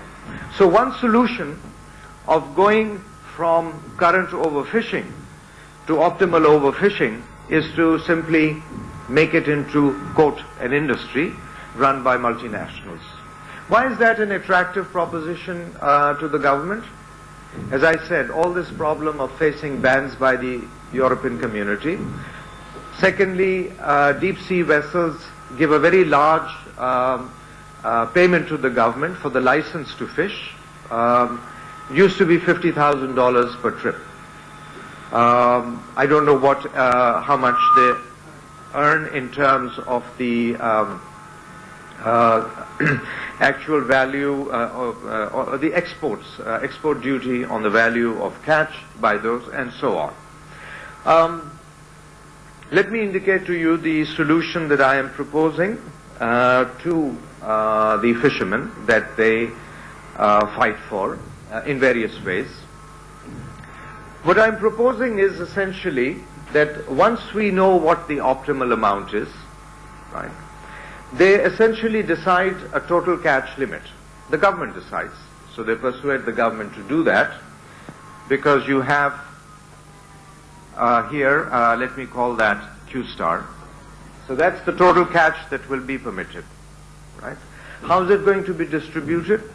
Essentially saying that the catch, the right to catch belongs to the community. Which community? This particular community of fishermen, right? I am pushing my friends, though it's very difficult, to do something about gender justice at the same time. I am proposing that the rights be distributed amongst women. Now, so essentially what we have is that all the women of the community get a proportional share in the right to that catch. Not all of them will actually go in a boat and catch. So then we have an idea which has become very popular in pollution called tradable permits. What it essentially says is that if I have the right to fish and I do not wish to fish myself, I can always sell it to somebody else, you know, and it can be used efficiently then. So notice what I'm doing. Of course it won't succeed. This is a very unjust society, particularly in terms of women. No men are going to give rights to women. But what I'm simply saying is that there is an opportunity to push a political agenda, empowering women. Give all the permits to women, let them then decide how much they wish to use in their own household through their own men or sell to other men. But that doesn't matter whether it actually happens. What is more important is Q star and tradability, right? Now, what are likely to be the issues here in which people like you could help and other environmentalists? So let me come back to the issues of information that I was saying. To determine Q, I essentially need to know this kind of graph, right, which will come from various kinds of data. And once I know that, then of course it's very simple to go to that. I also need to really know how much this difference is. Right. Why am I bringing pollution in now? Well, you know that the government has passed something called the Pakistan Environmental Protection Act, under which now for the first time any citizen can file a case against any government agency, against any polluter, and ask for either stopping pollution or for damages. What I'm suggesting to my fisherman friend is that they start filing suits against industry, which pollutes the sea, against the Sindh government, so that they get some compensation for this implicit loss and pollution. Again, we need to know this information here, because when you go to court, you have to ask for specific damages. You don't just say, well, KWSB is causing me damage, give me the compensation. You have to say how much. One estimate that the Asian Bank has prepared for Kurangi Creek is 5 lakhs a month in terms of the damage from pollution. 5 lakh rupees per month. No, let me backtrack. The Asian Bank has calculated the impact upon coastal fisheries in the Kurangi Creek due to sewerage going from Karachi Water and Sewerage Board. It says that the value of the damage in terms of the fish lost or the fish killed is approximately 5 lakh rupees a month. So, for example, if there was no other polluter, we could say that today, where we are somewhere here, it's 5 lakhs. It may be the same or less here, but certainly it's about 5 lakhs a month. So hopefully my fishermen friends will agree with me, and in a few months we will start filing suits, which means you and I will of course have to pay the compensation, because KW is a government agency. It's Karachi's citizens who are causing the damage, because we use the water which becomes sewage and then which goes into the Kurangi Creek.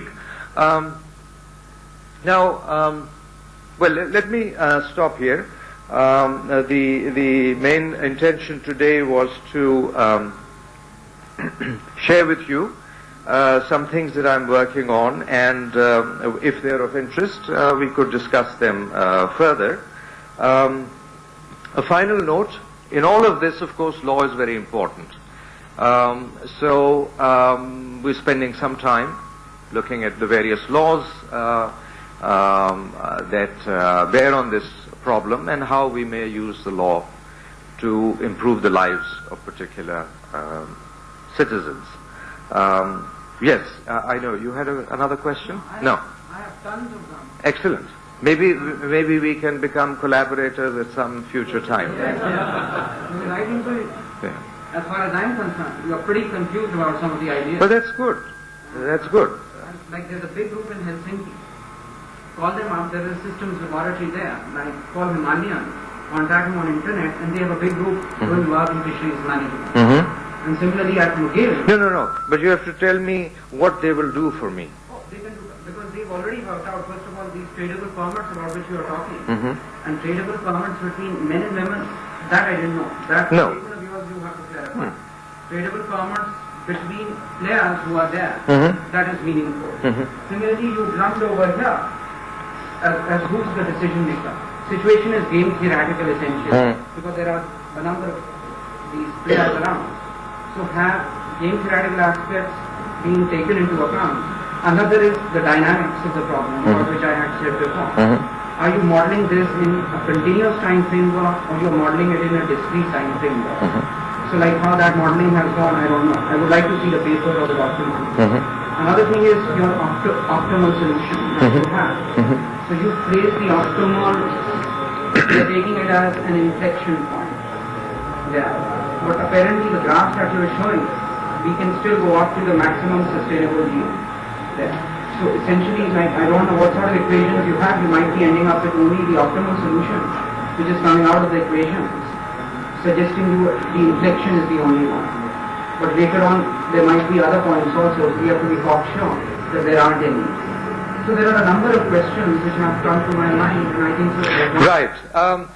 Now we have a very good illustration of what I think the problem is in policy debate, and that is to put technical issues before political questions.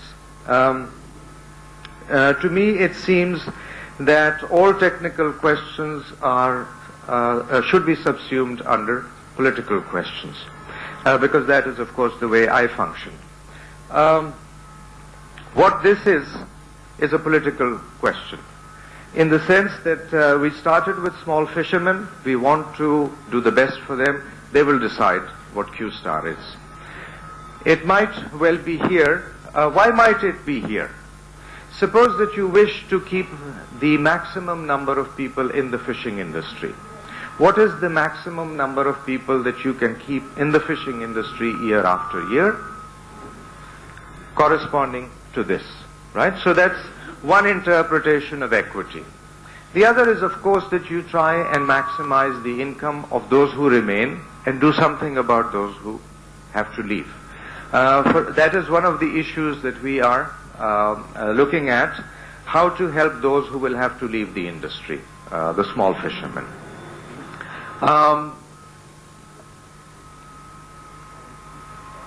To figure out exactly, if they wish to maximize income, how many boats and with what capacity they should allow them to be there, I quite agree, is a technical question in the sense that they will need a lot of information to answer that question. Now, there are two ways you can approach that problem.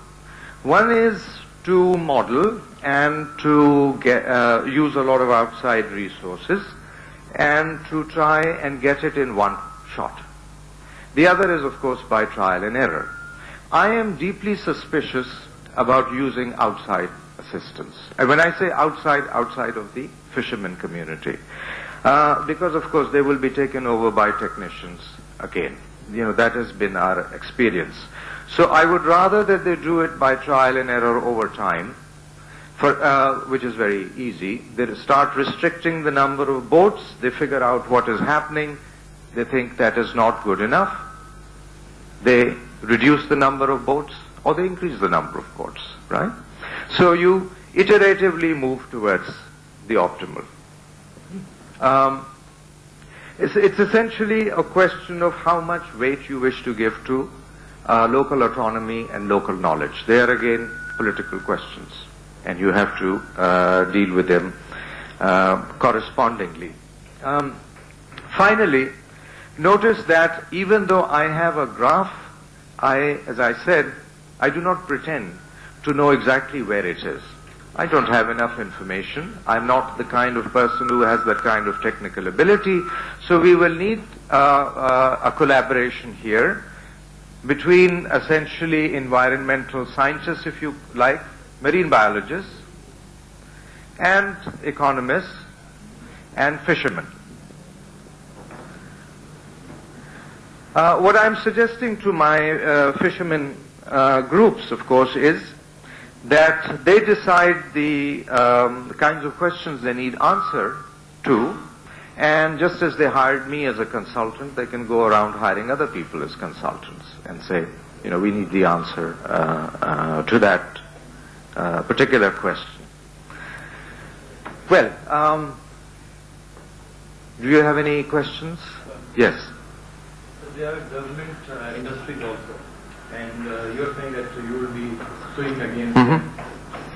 In which court you are going to sue? The court which did not give justice to the chief of the court on... Right. That is going to be one of the tricky questions. Under the Environmental Protection Ordinance, the government is supposed to set up something called an environmental tribunal. It has not been set up yet. It will be. That is one court to which you can go. Before that, there will be environmental magistrates, depending on the amount of fine and so on. Now, should we get justice there? I don't know. I mean, it depends on who heads the tribunal. For example, Justice Salim Akhtar, who used to be in the Supreme Court, has now resigned, was beginning to be known as a very proactive environmental judge. I have talked to him, and he will probably become our counsel when we sue the government or when we sue other people. But of course, we're talking here about what we ought to try to do. The other possibility, of course, is political action, as I said, blockade of the port. They've done that in the past, but that is for the fishermen to decide. Outsiders can only give the list of options. They must decide, because it will then be something that they believe in and actually do. As I keep telling them, कि जी आप जुलूस निकाले हम आपके साथ होंगे, but we can't be heading the thing, because then it won't be theirs. But then, of course, one has to be ready to go to jail, as many of my friends are in jail now for doing that. So, let's be perfectly serious about political work.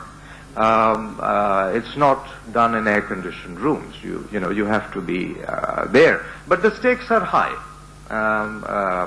And if you don't want to do that kind of work, then I'm really not interested in you, or what you're doing, because you have responsibilities as citizens that go beyond yourself. And I use these harsh phrases not just with you. I use them all the time. I use them with Nabia's father, who's an old friend of mine, and other friends who don't join me, and I'm just not interested in them if they're not interested in being responsible citizens, But, it's everybody's choice to do various good things in other different ways. I mean, we don't all have to be revolutionaries. Yes, you had a second question? Yeah. Well, thank you, and I'm sorry again to see so few women here. Maybe next time. They're in the other room. They're in the other room. Why are they not here? I can't see them. Well, yes. Well, thank you again, and thank you, Samir.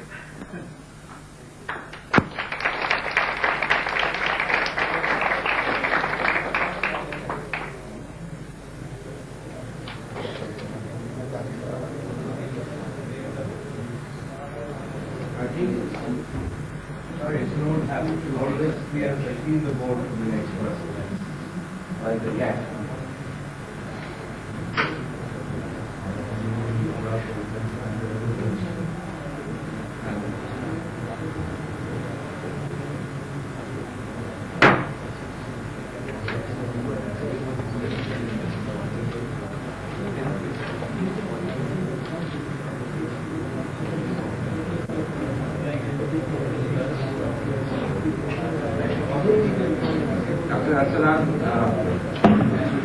Dr. Arsalan, Professor Arsalan, I should call him, because he was the real professor in the room today.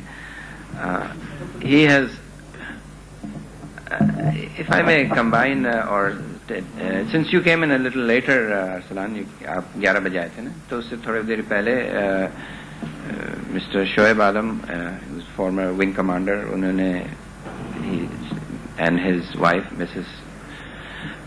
Both of them gave us some guidelines about the meaning of purpose of education and how we, I don't mean to simplify it, but what they said was that how we should use our knowledge and education for the purpose of our society.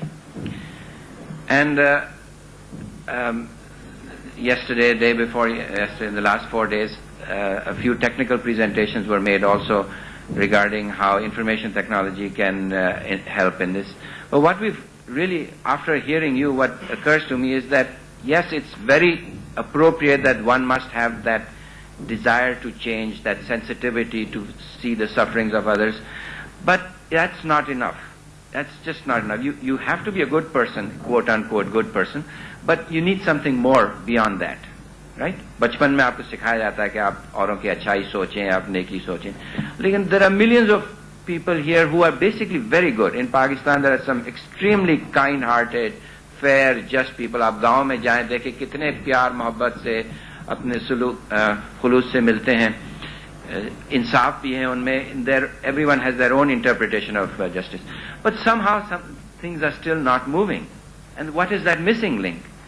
Is that missing link know-how, knowledge, technology, skills? Is that what it is? Huh? So it's a synthesis of both that we need.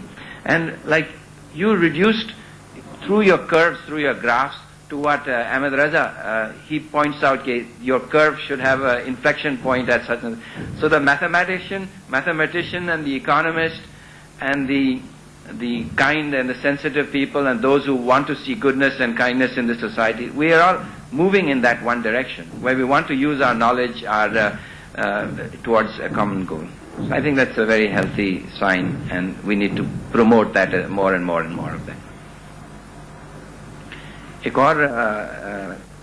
There's one other speaker who is coming here. She should be on her way. She's probably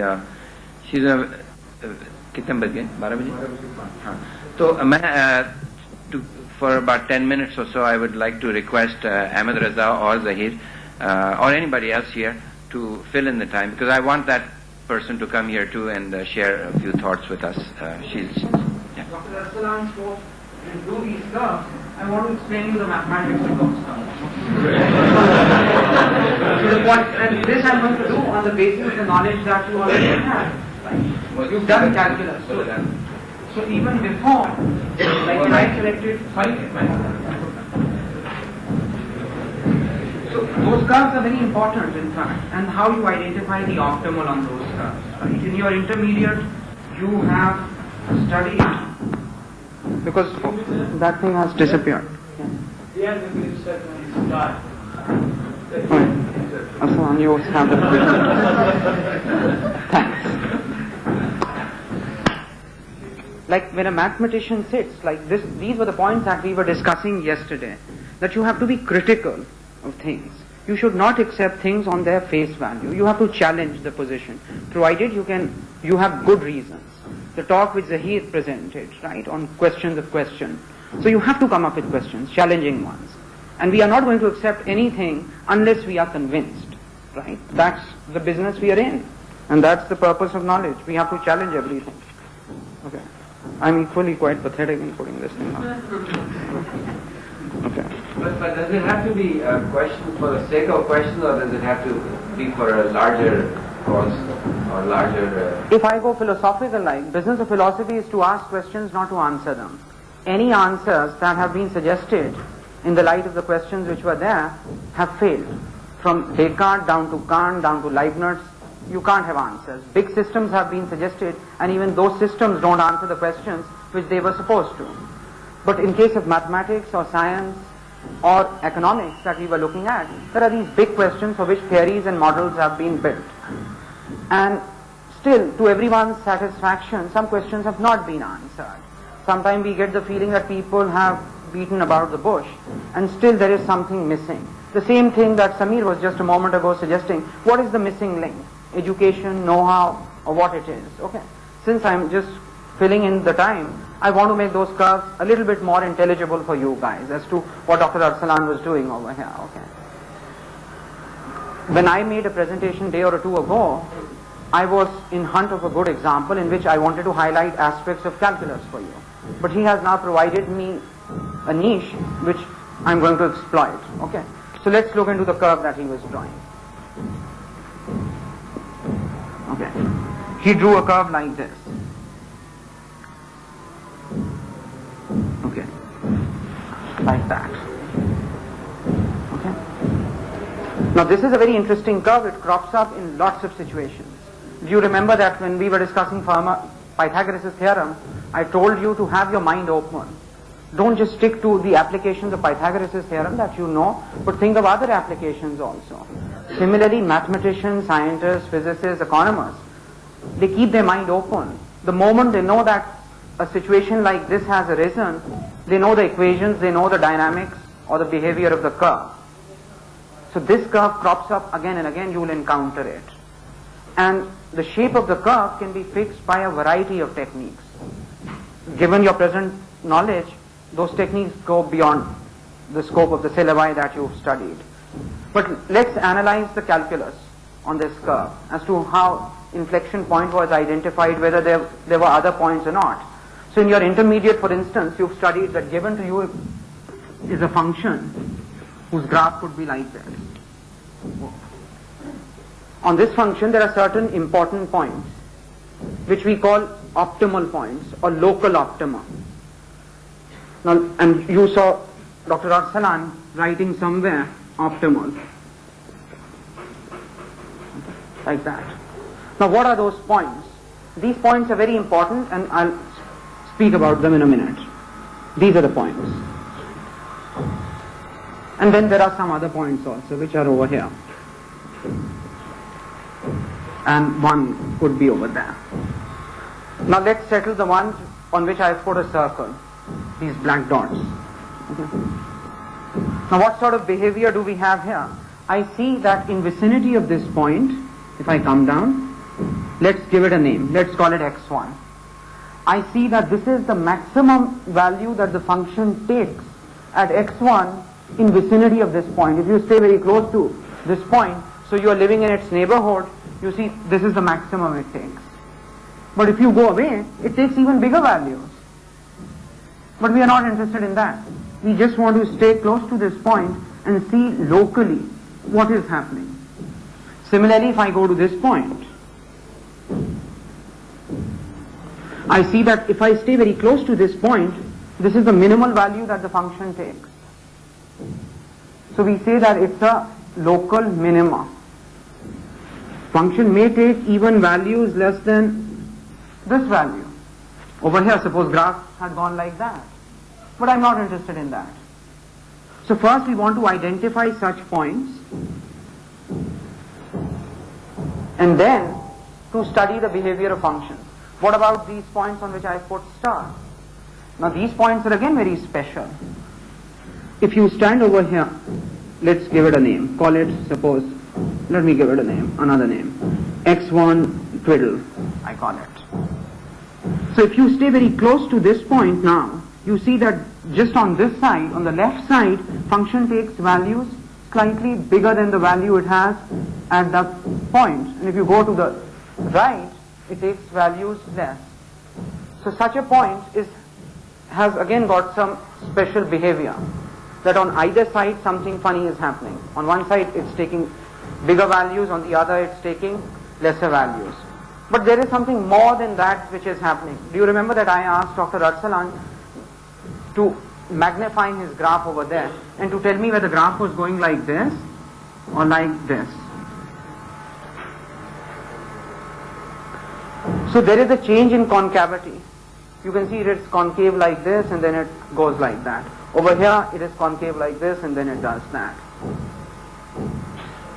So in a way over here, function is increasing at a decreasing rate, and then it decreases at an increasing rate, and vice versa for the other diagram. I'm going to clarify this in a minute. So these are very special points, and economists are always in search of these points. The moment you see two economists discussing some theory, they are in search of some optimal solution. They want to identify optima. And sometimes there are no optimal solutions to problems. To make their life easier, what economists also do on top of that is they take very simplified functions which are mathematically tractable. You remember also Dr. Arsalan said that we are going to discuss something related to policy. So when economists study policy, they are not interested in the real issues. They just want to set up some benchmark from which they are going to compare things in their models, and then they go and develop those issues. So Dr. Arsalan started with some simple dynamics which can be handled, and that is how models are built, even by physicists. You can't handle the reality. Reality is very complicated. To model a real situation, it will be impossible, even on a supercomputer. To model real weather patterns, it's impossible. We have to make assumptions and simplify our life, and then on the basis of those assumptions, we set up a model which is a benchmark. We go and compare that model with the reality, and then see how well our model predicts. And if predictions are not very good, we go back to the model and we change one or two assumptions. For instance, in your intermediate, you've studied ideal gas laws. Ideal gas laws are not obeyed by real gases, although people abstracted those laws from real gases. And real gases obey those laws also within a certain range. Real gases behave like ideal gases. But ideal gas model is very nice to study, and real gas models are very complicated. But they came up from these simplified, idealized models.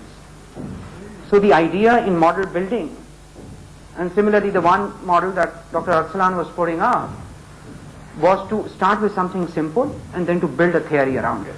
Okay, let's come back to this thing. Now that these are the special points, how do we identify them? So if I write an equation like this, which you studied at school, how do I find such points? And in fact, Newton long time ago completed the theory of discovering such points, and so did a mathematician called Leibniz. Okay, let's take an equation like this, suppose.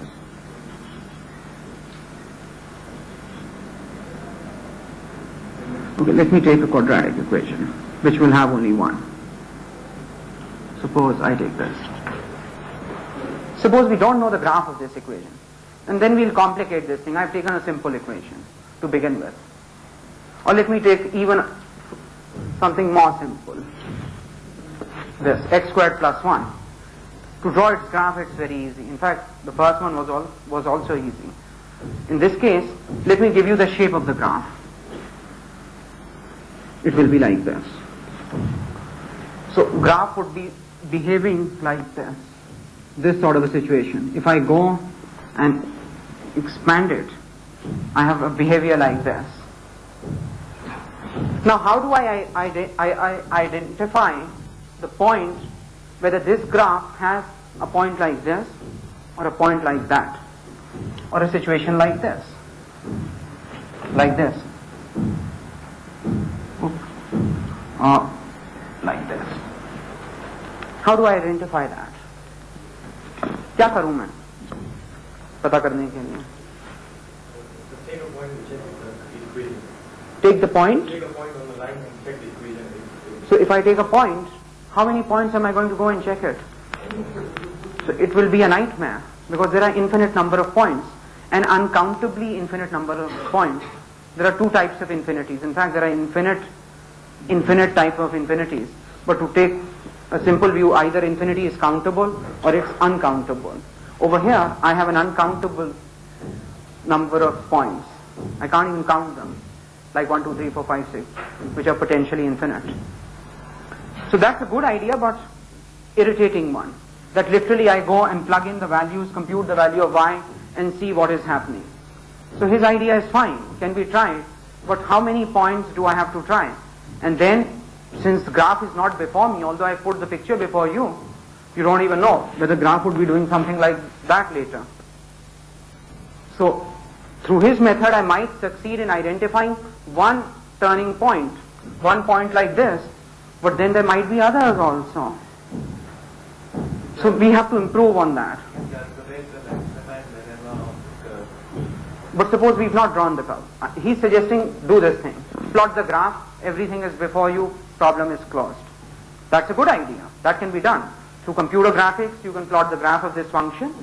You have a tentative picture to the best of the accuracy that your computer gives, and then using the scales, you can literally go and read off the points. Another solution we have. But we even want to improve on this one. So we have two, to try some particular points, and then to have the whole picture of the graph, another. But how people would approach it? Like this would be very nightmarish if I had given you a complicated function like this.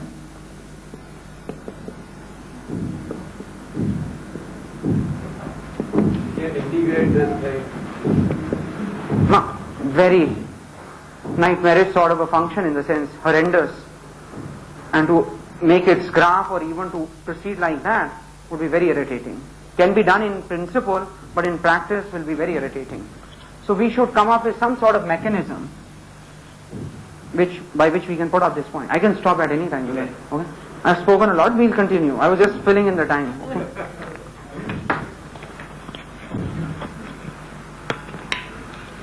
Thank you.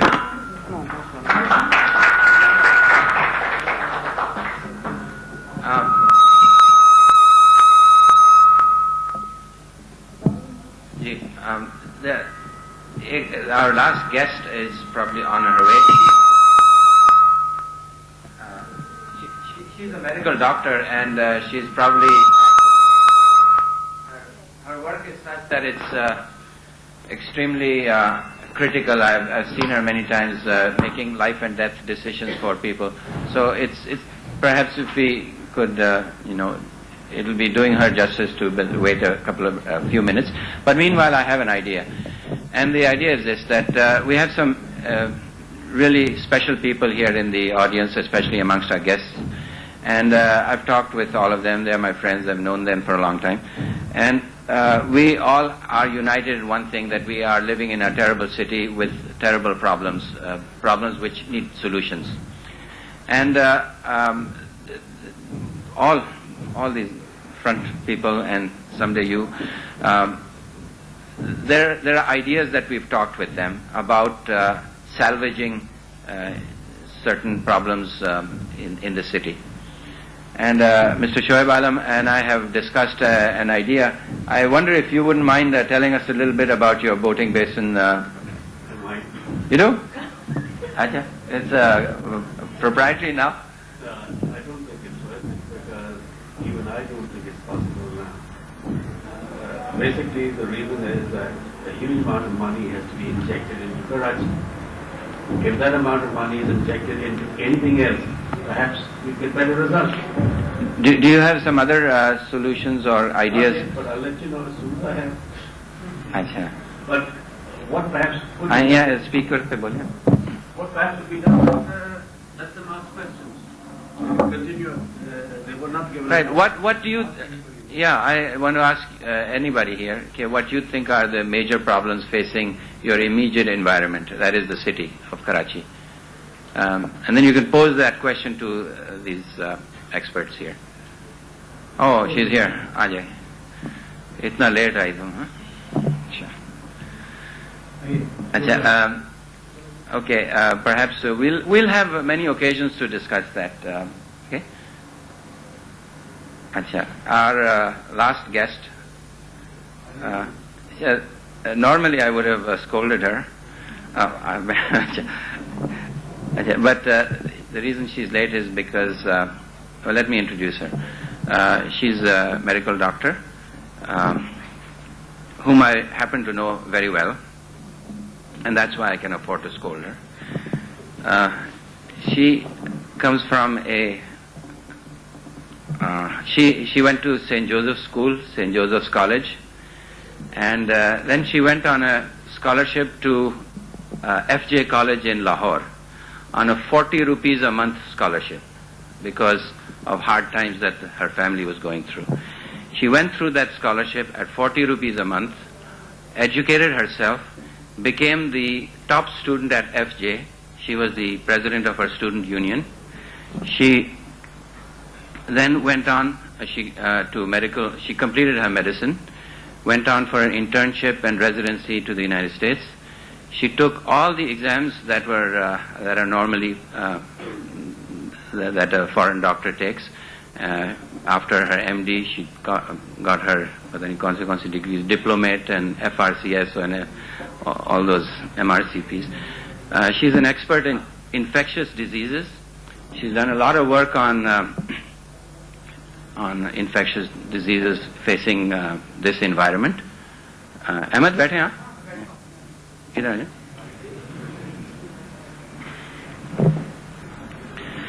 And then after coming back, she was in America for I think 13-14 साल थी.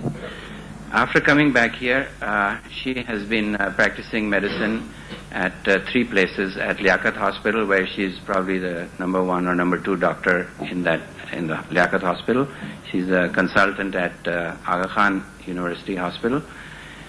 She is a squash player. She's a mother of 2 kids. She has taught at least 700 students from the age of 8 to 12 in her house. She has taught the children of the Jugiwalas, the people in her environment. 600-700 students have gone through her school, and after that school system has multiplied by a factor of 5 or 6. So there are 5 other schools which are on that pattern. She started a school which is, one day I remember she was coming home from her Liaquat or Aga Khan University Hospital. She was passing by Kalapul, and she saw the filth and the terrible conditions, the squalor near Kalapul. You know where Kalapul is? Huh? She got out she drove her car, parked it someplace, and went for a walk in the Jugis there. And she asked and went into the homes there, all on her own initiative, and then talked with the families there and asked them about what life is. She looked at them. And then she asked the mothers, कि तुम अपने बच्चियों को school भेजते हो? कहते नहीं बीबी, हम कहाँ भेजें? कौन सी स्कूल बहुत दूर रहती है? अच्छा, तो अगर स्कूल तुम्हारे पास आए तो तुम भेजोगे? कहा बिल्कुल भेजेंगे. So she took up that offer and brought the school there. She organized a group, and they bought a school bus, had a donation from some rich person, and then gathered more money, chanda jama kiye, and they brought this school to Kalapul area. And now there are 2 or 3 sessions every day of that school for basic literacy which goes there. So, Naseem, तुम कुछ बोलोगी? आओ. I just want to add one thing. Yes. I feel very proud that I am working under Sameer here. My brother is working under you. And Dr. Hamdard? आओ इधर. Huh? How will you know that? Well, that you can tell. I think Sameer has been hiding the most important fact. Naseem, I think I'd like to welcome you. She's Sameer's sister. And I think that's a very important thing. I think Sameer's family, the more you get to know of them, you'll really enjoy this. His father, who's just recently passed away, is someone we've all respected very much, and he's just instilled this tremendous sense of responsibility and sensitivity in all the children. Naseem, please come here.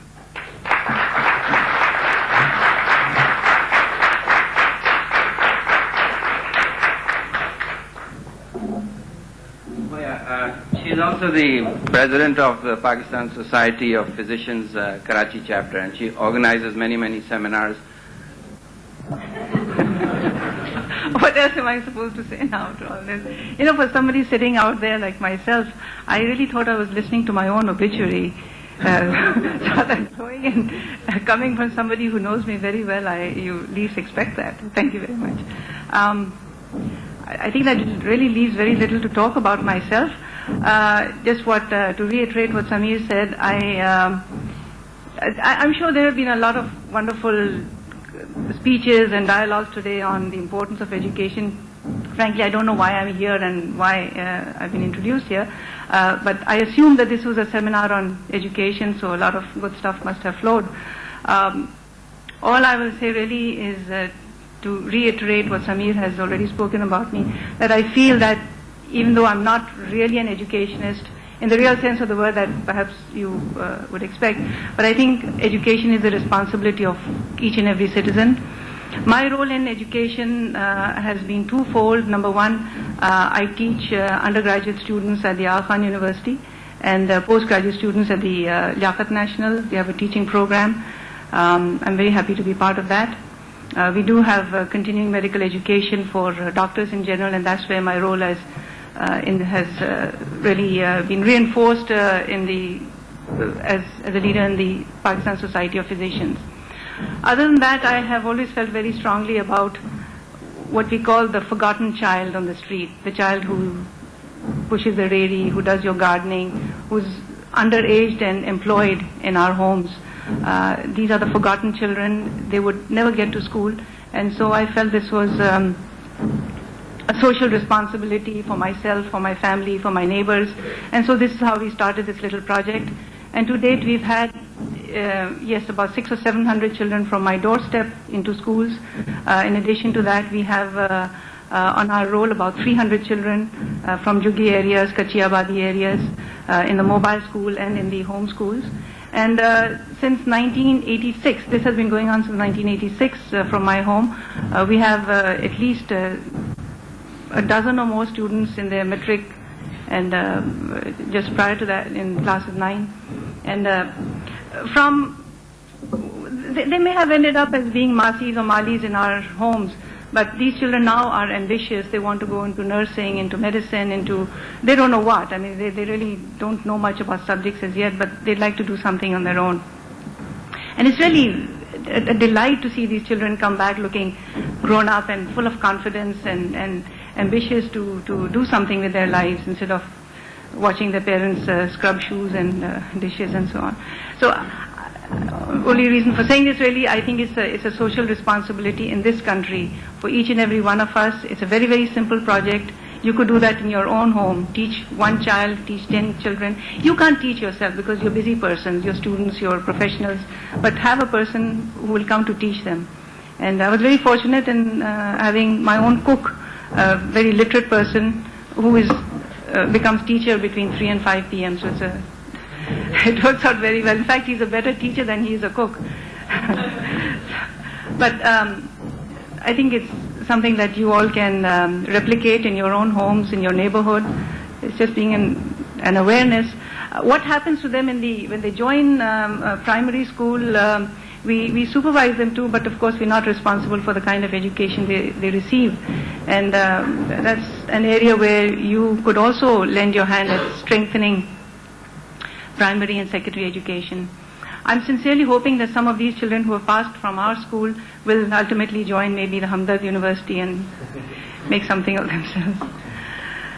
So that really is. Could you yes. explain this a little bit more? I mean, we've been through this. Yes. For these people, when you started, okay, you're a cook. So how did it start? I mean, if somebody does want to try and replicate it, maybe they've got a good cook as well, who's a good teacher. Let's start. What were the steps you took? What were the difficulties you faced? How did local governments react? Local primary schools react to your students going there? Yes, we've been through a lot of adventures with the government, with the local defense housing authority. To go back, these were children. You need 3 ingredients for a home school. You need children, you need a teacher, and you need a space. Nothing else. You don't need much money. You need a blackboard. Anybody can get a blackboard.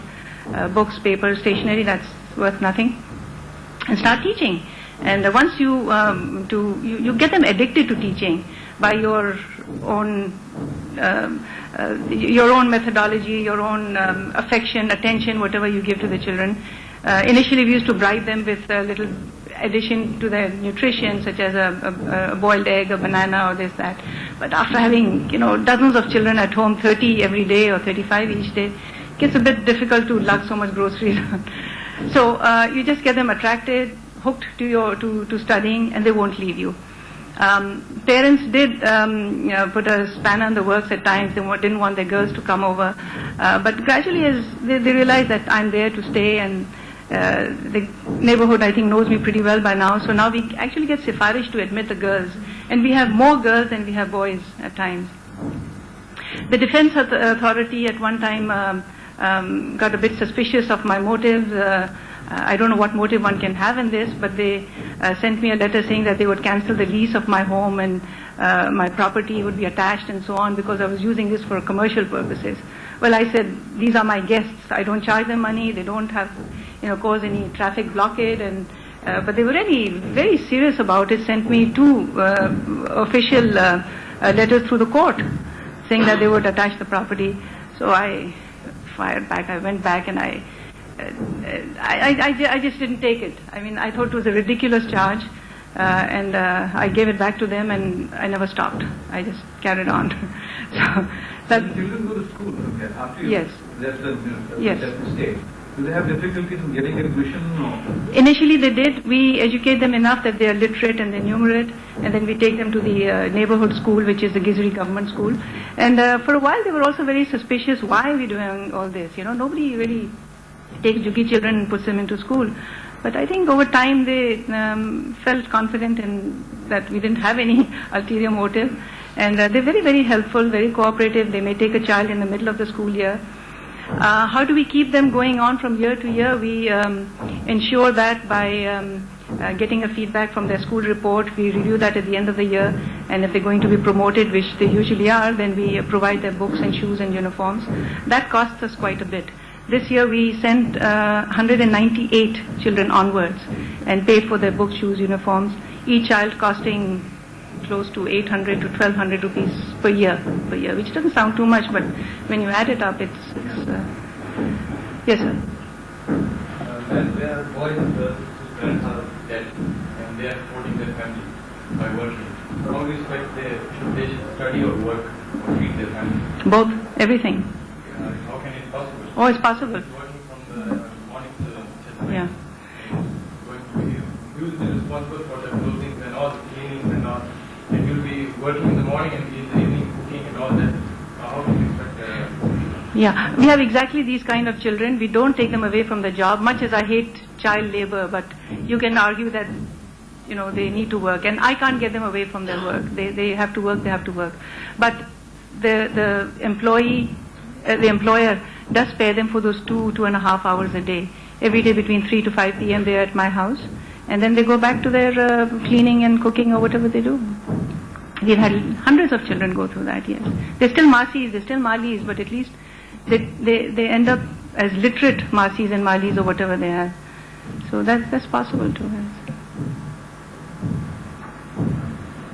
As for funds, I'm sure you'd be curious to know that it's all from the neighborhood. We absolutely refuse to have any international funding. We've been offered few lakhs at a time from corporates, from international funds, but we've turned that down because we feel that this is something that you should be conscious of. They're your children, they're as much your society as they're ours. So it's a community project, and throughout the year people just hand in 1,000 rupees to 50,000 rupees to anything. We have a audited account and everything, and that's how it runs. How do you pick these children from their home? They come by themselves? Yes. They come by themselves. They walk, they come on cycle with their parents. What about that bus? The bus? Oh, the bus is a school. It's a mobile school. It's parked right next to my bedroom window. In fact, I see it every day. And then it takes off and runs 4 2-hour shifts. So it parks in the same area, in the same empty plot, and the children board it, 25 children at a time, between say 15 to 30, depends upon the shift. And they study there for 2.5 hours. They get off, the next shift comes, then it goes off to a second area, and then there are 2 shifts there too. Right at their own Jugi door. Yeah. There's Shah Rasool Colony. There's 2 ships in Shah Rasool Colony and 2 in Misri Shah, way out in phase 7 or say phase 8. Yeah. So that's fine. Thank you.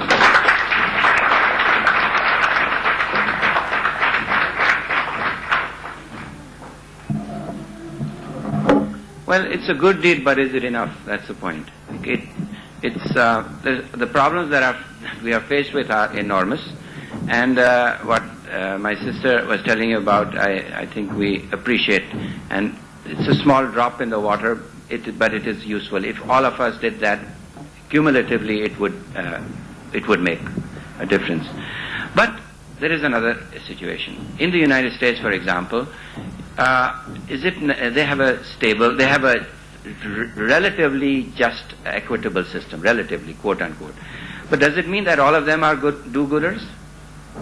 Is that the implication? No. But then what is the difference? Something better. Well, we also have some very good people like yourselves. But there's something different. And what is that difference? That difference is that they have a system. They have a functional working system. It's not perfect, but it is functional. In many ways it is better than our system. And these laws of fairness and justice are built into their government, into their local government, into their style of, into their, organizational structures. Good. They have a system. They have a better system than us. So they have created. They have been an example in the world. But what I believe is that if you apply any system, the best system in the world. But what we need is the sincere people, the followers of the system. Any system which don't have good people, the sincere people, it will going to collapse. It's a combination of both. That sincerity is conformity to rules, not to deviate from rules. And what are those rules? That is defined by the structure. For example, in Germany, I remember in a small village there once, there was my host, a little girl. She took me for a walk in the village, and there was a traffic light, which was red light. And that red light was a pedestrian crossing. And we stayed there for 2 or 3 minutes. There was not a single car around, but she made sure that I wouldn't move. Was it because she was sincere, or is it because she was consistent and she was taught to abide by that system of those rules that are made by that society? So the rules are very important, and enforcement of rules is equally important. Yes. On that people who are sincere, who are good, who are dedicated to the system. No, if you violate a law in a federal law, for example, in the United States, the punishment is so severe. They make sure, for example, drunken driving. If you have taken a beer too much and are driving, and you're caught for that, the punishment is you go straight to the slammer, to the jail. Okay, we have the punishment also. And it is enforced. The point is, it is enforced. So you make the rules which are fair, which are thought through, which are in the better interest of the society, and then you enforce those rules too. So both are important. And then the people themselves toe the line. Then the kids, 17, 18-year-olds, have stopped driving and drinking. It's not because they are better now than they were before, but they are more conscious of it, and they've been disciplined accordingly. Okay, next week we have invited the Chief Minister of this province. He will be coming here, and we will probably have he may not talk or entertain questions like our wonderful speakers today did, but you may get a chance to listen to him, and we'll get a chance to needle him a little bit too.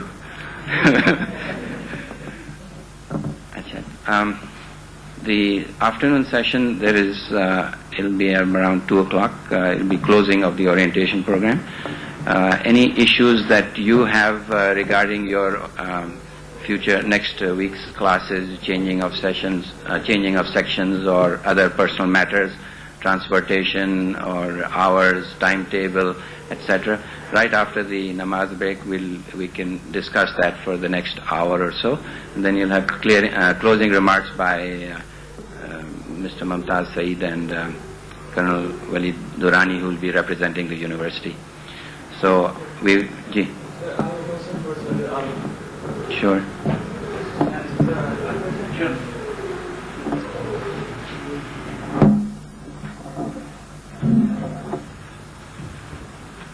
Ladies and gentlemen, Assalamu alaikum. I've written him down because he's such a remarkable person. I cannot stand in front of him. Sir, my father is Navy. He's a naval officer, and he has worked under his brother's command. And since then, he has just started giving your examples, you and your brothers. I have a question that if you have a child like my age, and you have the opportunity to send him to any armed force,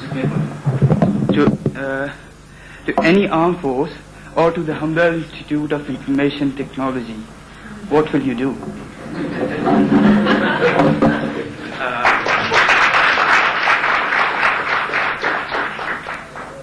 I was sent to college by my father. I left college. I joined the Air Force. Without his permission, I forged the principal and his signature.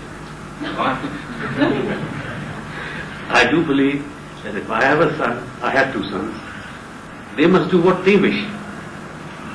I may guide, I may leave the things open, but the choice must be theirs and theirs alone, not mine. So, but you have some opinion about that. I may have any opinion, but mine will only be in a guiding role. Theirs will be the one which is final. So, what is your opinion about that? I send them to the Air Force. Not to the Navy.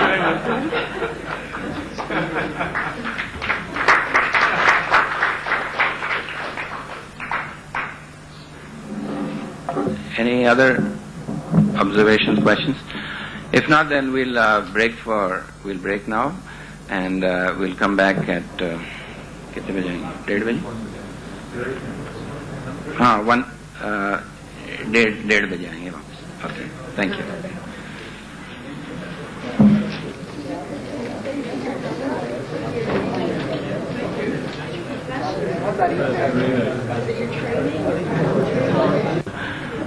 Is Ms. Munira Ahmed. She has a master's from Australia. कौन सी university? Sydney. And I've known her many years. She's very competent. She's graduate from NED and then from Sydney, Australia, master's. She has got a lot of experience in logic design, in software programming. She has worked with ASICs, application-specific integrated circuits. She's done modeling, simulation, and circuit design with that. And she has also done software programming. She has taught, most recently she was teaching at GIK, Ghulam Ishaq Khan Institute in Topi, and we're very happy to welcome you. Munira, आप अपने style और teaching और philosophy के बारे में बताएं थोड़ा.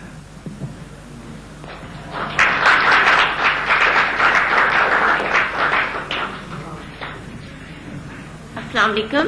Welcome. This is my first day over here. Recently, as Sami Saab told you, I have taught at GIK. Computer networking is my area. Here I will be teaching you introduction to computers. Regarding my style of teaching, I like interactive style. Like, I would like everybody to be active in the class. I don't like blank faces. I don't like sleeping faces. Yeah. I would be very happy if you would ask questions. And I keep asking questions as well to keep you awake. Yeah, that's all. If you have any questions, you're most welcome to ask. कौन सी languages पढ़ाएंगे? I have taught subjects in networking, object-oriented programming, and I taught subject introduction to computers using C and C++. So in programming languages, yeah, I'm quite comfortable with C and C++. Your thesis or projects? As such, no. Like, I did mostly coursework. I did subjects in image processing, neural network, fiber optics. Like, my major area was telecommunications, so I did different fields of telecommunications. ATM, frame relay, and all those things. These are like my area of interest. I would like to carry on research in these areas. Recently, multimedia in medicine is like, I have become very much interested into this subject. So if I'm planning to go for a PhD, inshallah, if I get a scholarship, I will carry on my research in multimedia in medicine. I'm quite keen to work in that area. Even if I don't go for a PhD, I'll try to keep on working in that area. Yeah, sure. You mentioned the field of my interest. Multimedia in medicine? Okay. So, can you tell us a little more about the uses of multimedia in medicine? Okay, yeah. Basically, multimedia in medicine is like, there are different fields involved into it. Computer graphics comes into play, databases, image databases, and virtual reality comes into play as well, because these days, like, remote surgery operations are being carried out in virtual environments. That is, a doctor is sitting somewhere else and the patient is somewhere else, and remote surgery is being carried out. So basic components of multimedia is like image acquisition. You collect images, collect information, patient information and images like CT scan, MRI, X-rays, and PET, positron emission.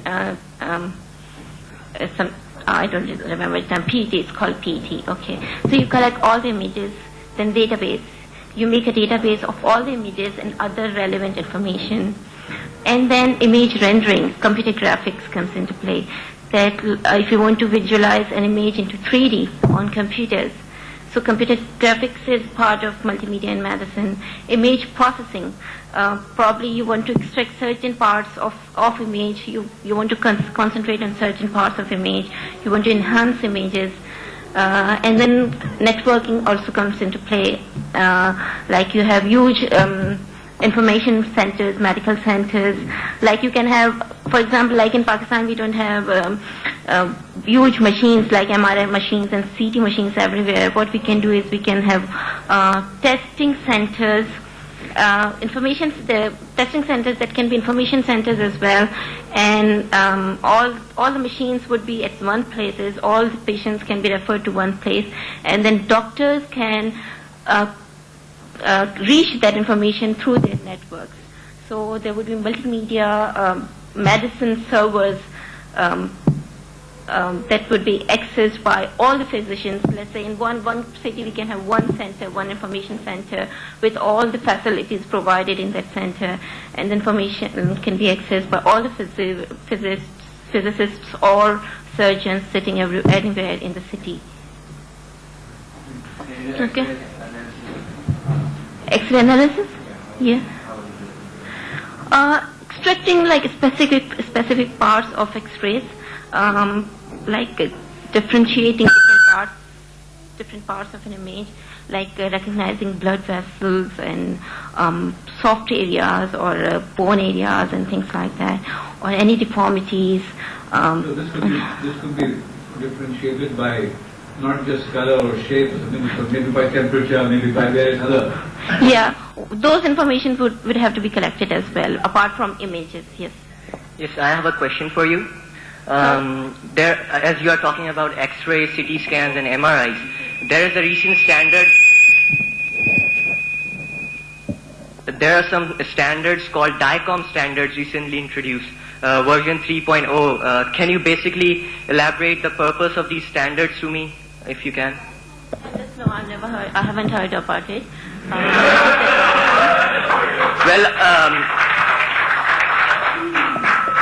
Well, I just returned from USA from a radiology conference, and the only thing that they were talking about was DICOM compatible ultrasound machines. If you talk about data acquisition from the medical instruments, you have to follow certain standards.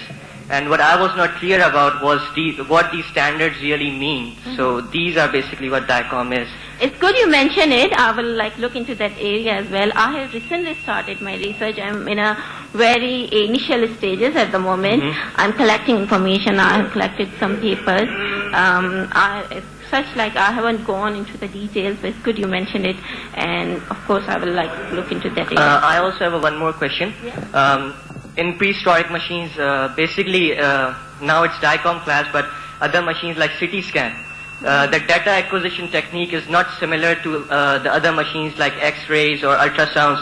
So basically do you know anything about the acquisition with CT scans, the resolution involved, or other procedures that you can help me with?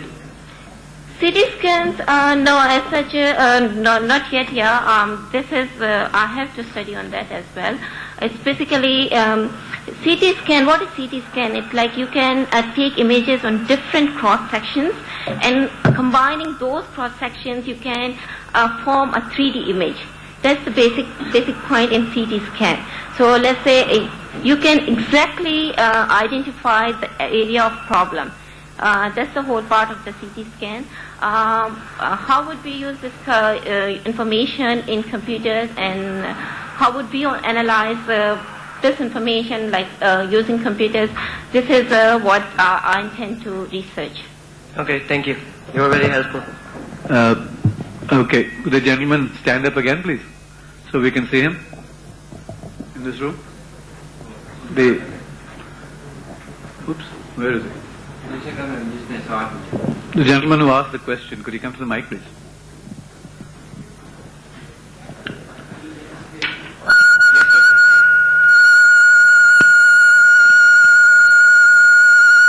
I think one of us has to shut off the mic. Did you try shutting it off? Yes, sir. Can you hear me? Yes, sir. Okay. I wanted you to come now that you're already at the mic. Could you introduce yourself and the work that you've been doing? Because I remember during the interview that we had of what you spoke about, and I'd like the students to also hear and the faculty to also hear what kind of work you've been doing. Okay, sir. Thank you.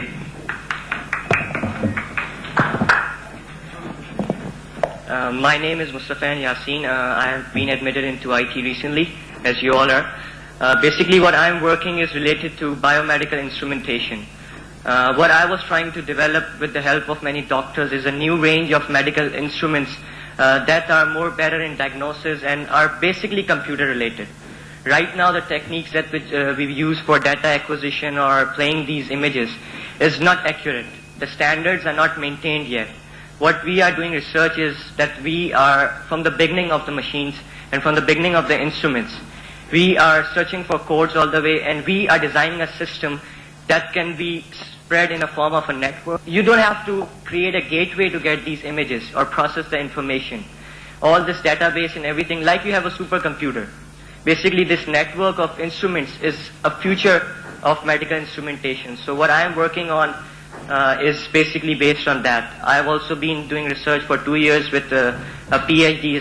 His name is Keith Knapp, and I was willing to ask a question to a girl who came from NED, but I guess she was busy afterwards, so that's what I do. That's a little work, but I'm here to study more about it. Thank you very much.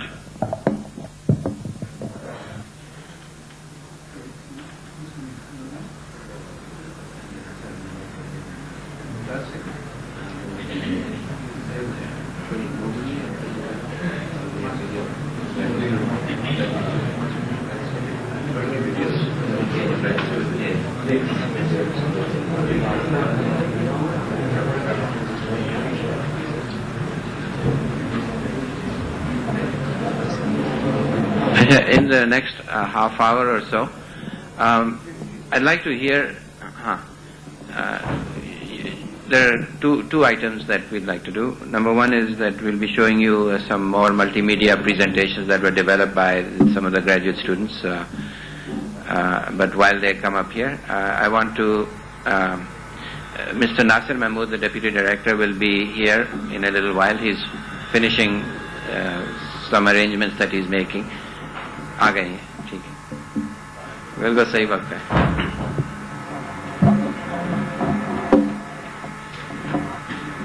So what we would like to do is all issues or problems that you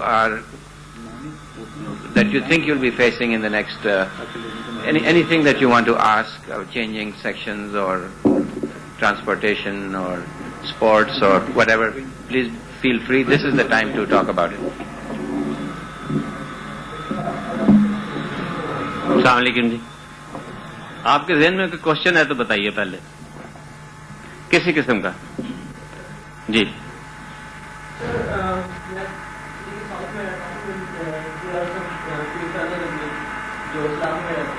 साल 6 महीने बाद जब हमें वहाँ shift किया जाएगा badminton, उसके बाद ट्रांसपोर्टेशन जो है वो सभी साथी मुझे बताया थे संपर्सन के वो आते हैं 55 मिनट्स लगते हैं. जी जी. We may be in a car. We'll be using public transport or the points of the university. How long will it take for us? And what it cost? देखिए, जहाँ तक कॉस्ट का तल्लक है वो तो मैं आपको अभी नहीं बता सकता. बता दूंगा आपको 2-3 दिनों में. लेकिन टाइम जो है वो आपका कम से कम इतना तो लगेगा 1 घंटे तक. तो उसके लिए जो पॉइंट्स हैं वो हम अवेलेबल होंगे आप लोगों को. जिस तरह ऑलरेडी यूनिवर्सिटी के तकरीबन 4000 स्टूडेंट्स डेली वहाँ कम्यूट होते हैं, तो 100 और हो जाएंगे. कोई ऐसी बड़ी बात नहीं है उसमें. और कोई क्वेश्चन?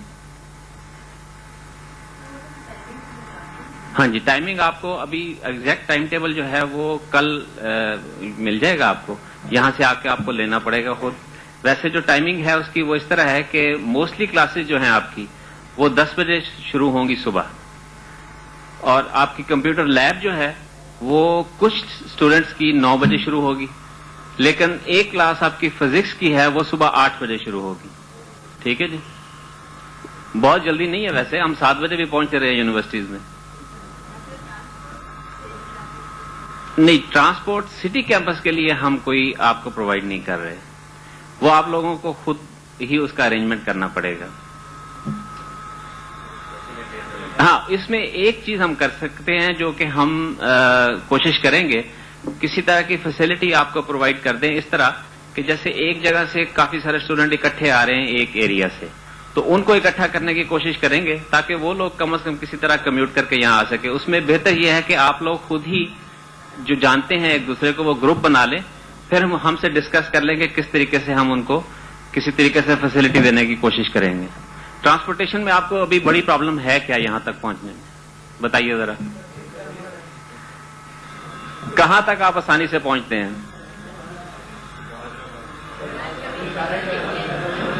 नहीं, एक एक करके आप बताइए. शारे फैसल तो बहुत लंबी चौड़ी है भाई, थोड़ा सा कोई पॉइंट बताए ना. अवामी मरकज तक आप पहुंच जाते हैं, उसके बाद मसला आने का. यार वो तो पैदल भी आ सकते हैं, आपको इतना दूर नहीं है. 10 मिनट में पहुंच जाते हैं यहां से. अवामी मरकज तक तो पहुंच जाए तो फिर तो मसला खत्म हो गया. और बताइए आज जितने आपके क्वेश्चन है पूछिए मुझसे. जी ایک منٹ جی. جی ہاں، ہم اس کے لیے ارینجمنٹ کر رہے ہیں. یہاں پہ قریبی ہماری جو یونیورسٹی کی اسپورٹس کی جو کمیٹی ہے انہوں نے یہاں سٹی میں ارینجمنٹ کیے ہوئے ہیں.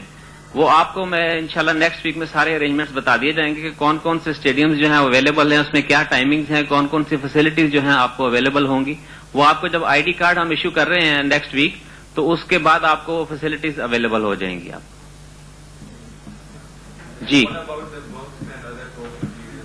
دیکھیں, بکس جو آپ کے ٹیچر ہیں جو پہلے دن آئیں گے تو آپ کو سارا وہ کورس آؤٹ لائن دیں گے اور بکس بھی آپ کو ریکمینڈ کر دیں گے. اس میں بکس آپ لوگ خود خریدیں گے.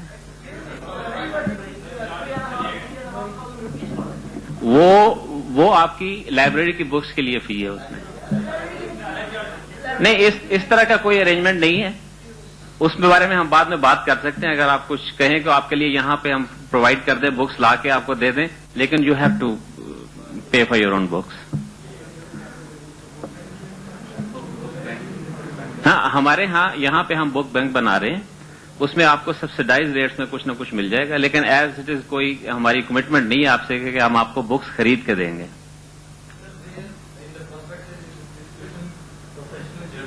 جی جی جی پروفیشنل جرنلز آپ کو جتنے الیکٹرانکس کے, کمپیوٹرز کے تمام جرنلز جو ہیں وہ لائبریری میں اویلیبل ہوں گے. دے آر ویری ایکسپینسو, یہ ذہن میں رکھیے. وہ سارے جرنلز جو ہیں ہم ارینج کر رہے ہیں, ان قریب بہت بڑی لائبریری ہوگی آپ کے پاس journals. Not for course material, for books. غور سے دیکھیے کیا لکھا ہوا ہے. دیکھیے, کورس مٹیریل وہ ہے جو ہم آپ کو کاپیز وغیرہ نہیں, میں وہ سمجھ رہا ہوں جو آپ کہہ رہے ہیں. وہ آپ کو جو فوٹو اسٹیٹ کاپیز اور ڈفرنٹ چیزیں جو دیں گے وہ اس کے لیے ہوگی, لیکن ٹیکسٹ بکس آپ کو نہیں دی جائیں گی. دیکھیے, بے تحاشا آپ کو لیکچر نوٹس دیے جائیں گے, ان کی فوٹو کاپیز بنوا کے دی جائیں گی. اس پہ اچھی خاصی کاسٹ آتی ہے اس کی. 3,500 فار دا ہول سیمسٹر, اور پورے کے پورے کورسز اس میں انوالو ہیں.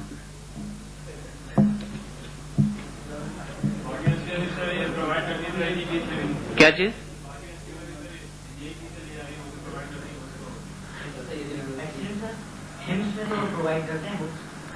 ہیمز میں بکس پرووائڈ کرتے ہیں. وہ جو کرتے ہیں ان کا مجھے معلوم نہیں, لیکن ہماری جو پالیسی ہے وہ میں بتا دیتا ہوں. جی کرنل صاحب, ہیمز میں آپ کس طرح ان کو بکس پرووائڈ کرتے ہیں؟ مٹیریل اور بکس, ٹیکسٹ بکس.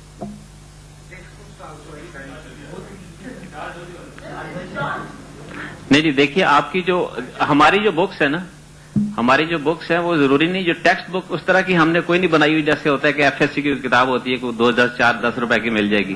بے تحاشا ریفرنس بکس ہے. اب ہم آپ کو ساری پرووائڈ نہیں کر سکیں گے. ٹیکسٹ بک اس طرح ہم نے کوئی ڈیزائن نہیں کی ہوئی. بیسکس جو ہوں گی وہ آپ کو مل جائیں گی. ہاں, وہ مل جائیں گی, لیکن یہ نہیں ہے کہ آپ کہیں کہ جتنی کتابیں آپ کو کہہ رہے ہیں ساری مل جائیں گی. بیسک بکس ملیں گی. ہاں, ریفرنس کے لیے اویلیبل ہیں. جی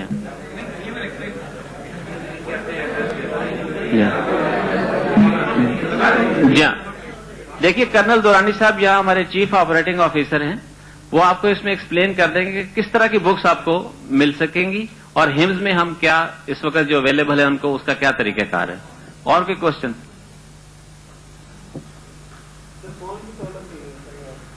فون کی آپ کے لیے ان قریب ہم باہر ایک پے فون لگوا دیں گے. جی ہاں, کارڈ فون کوئی بھی مل جائے گا آپ کو. کارڈ بھی مل جائیں گے اس کے. جی, آپ کو یہاں پہ کارڈ بھی اویلیبل ہوگا جس کے جو بھی ہوگا وہاں پہ. جی, فری آف کاسٹ کچھ نہیں بھائی. فون آپ اپنی مرضی سے کرنے ہیں, آپ کو پے کرنی پڑے گی کاسٹ. جو چیز ہم نے آپ کو فری آف کاسٹ پرووائڈ کرنی ہے وہ انٹرنیٹ ہے, اس کو آپ استعمال کریں.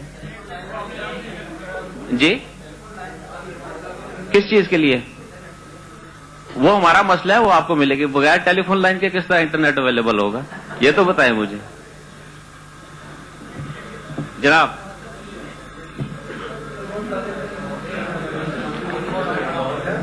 کوئی اور کوشچن ہے؟ جی,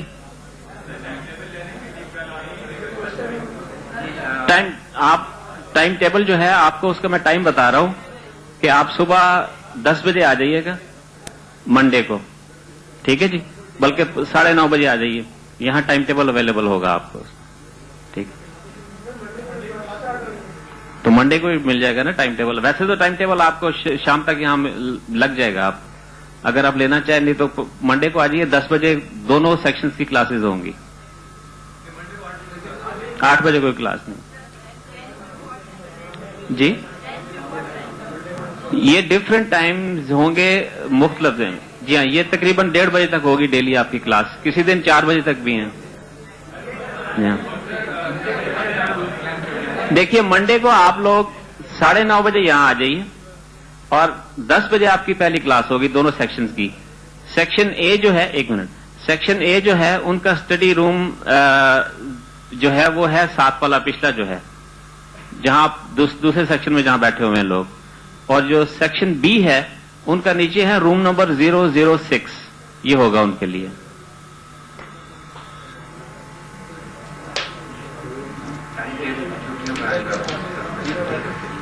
ہاں, آپ لوگوں کا یہ جو ابھی سیشن شروع ہوگا یہ بیسیکلی 1 ہفتے کے لیے ہے. اس کے بعد آپ کو عید کی چھٹیاں ہو جائیں گی 1 ہفتے کے لیے, اور سیکنڈ سے پھر آپ کا کنٹینیوسلی آگے چلتا رہے گا. آپ نے رولز اینڈ ریگولیشن پڑھے ہیں جو آپ کو دیا گیا تھا شروع میں؟ اس میں کوئی کوشچن ہے تو پوچھیے, اس کو غور سے پڑھ لیں.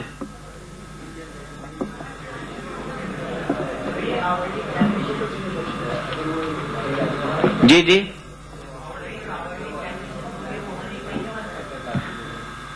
ہاں 1 مہینے بعد ہوگا. آپ 1 منٹ جی جی جی, کیوں نہیں ہوگا بھائی؟ دیکھیے آپ کا جو ایگزامینیشن جو رولز ہیں جو یونیورسٹی کی طرف سے آئے ہیں وہ یہ ہے کہ آپ کے 3 آورلی ایگزام ہوں گے اور 1 آپ کا فائنل ایگزام ہوگا. یہ جو 3 آورلی ایگزام ہے پہلے, اس میں سے 2 جو ہیں آپ اپنی مرضی سے اس کا ریزلٹ ریٹین کر سکیں گے. پرابیبلی جو بیسٹ ہوں گے وہی آپ ریٹین کریں گے اس میں سے. ٹھیک ہے جی. اور جو آپ کا آخری فائنل ایگزام ہے وہ اینڈ آف سیمسٹر پہ ہوگا, اور اس پہ سارے کنٹینٹس جو جتنے ہیں آپ کے پورے سیمسٹر کے وہ سارے پہ کور ہوں گے اس میں. اور اس کی جو ریشیو ہے وہ 40% ہے. لیکن یہ اتنی ریجڈ نہیں ہے کہ اس کو یہ ڈیپینڈ کرے گا کہ کورس ٹو کورس اس کو ہم چینج کر سکتے ہیں.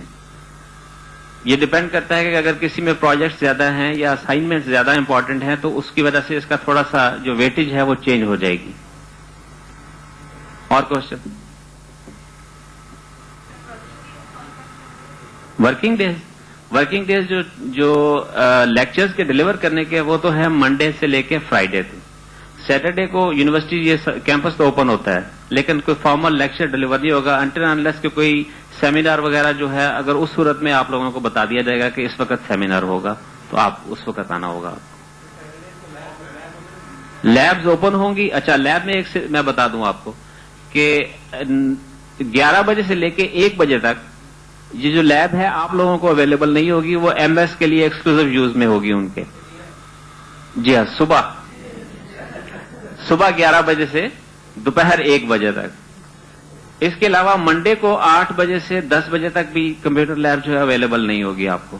اس کے علاوہ جو ہے وہ اویلیبل ہے. کچھ آپ کے ایکسکلوسیو ٹائمنگ ہوں گے صرف بی ای کے لیے, وہ مینشن کر دیں گے ہم آپ کے ٹائم ٹیبل میں, جس میں صرف بی ای جو آپ جو اسٹوڈنٹ جو ہیں بی ای کے صرف وہی یوز کر رہے ہوں گے اس کو. باقی جو ہے وہ ایکسکلوسیو نہیں ہوگی.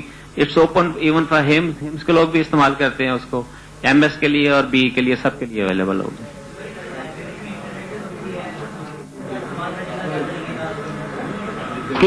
کیا لائبریری میں جو جی دیکھیے تھوڑا سا کانسیپٹ اپنا کلیئر کر لیں. شاہد صاحب نے اس دن آپ کو بتایا تھا کہ یہ جو انٹرنیٹ ہے یہ ہمارے جتنا جو پورا نیٹ ورک ہے اس پہ اوپر اویلیبل ہے. انٹرنیٹ کو ڈائریکٹلی آپ یہاں سے نہیں کریں گے کنیکٹ. ہمارا انٹرنیٹ ایک سرور ہے, اس کے تھرو ہم کنیکشن آپ کو اویلیبل کر دیں گے.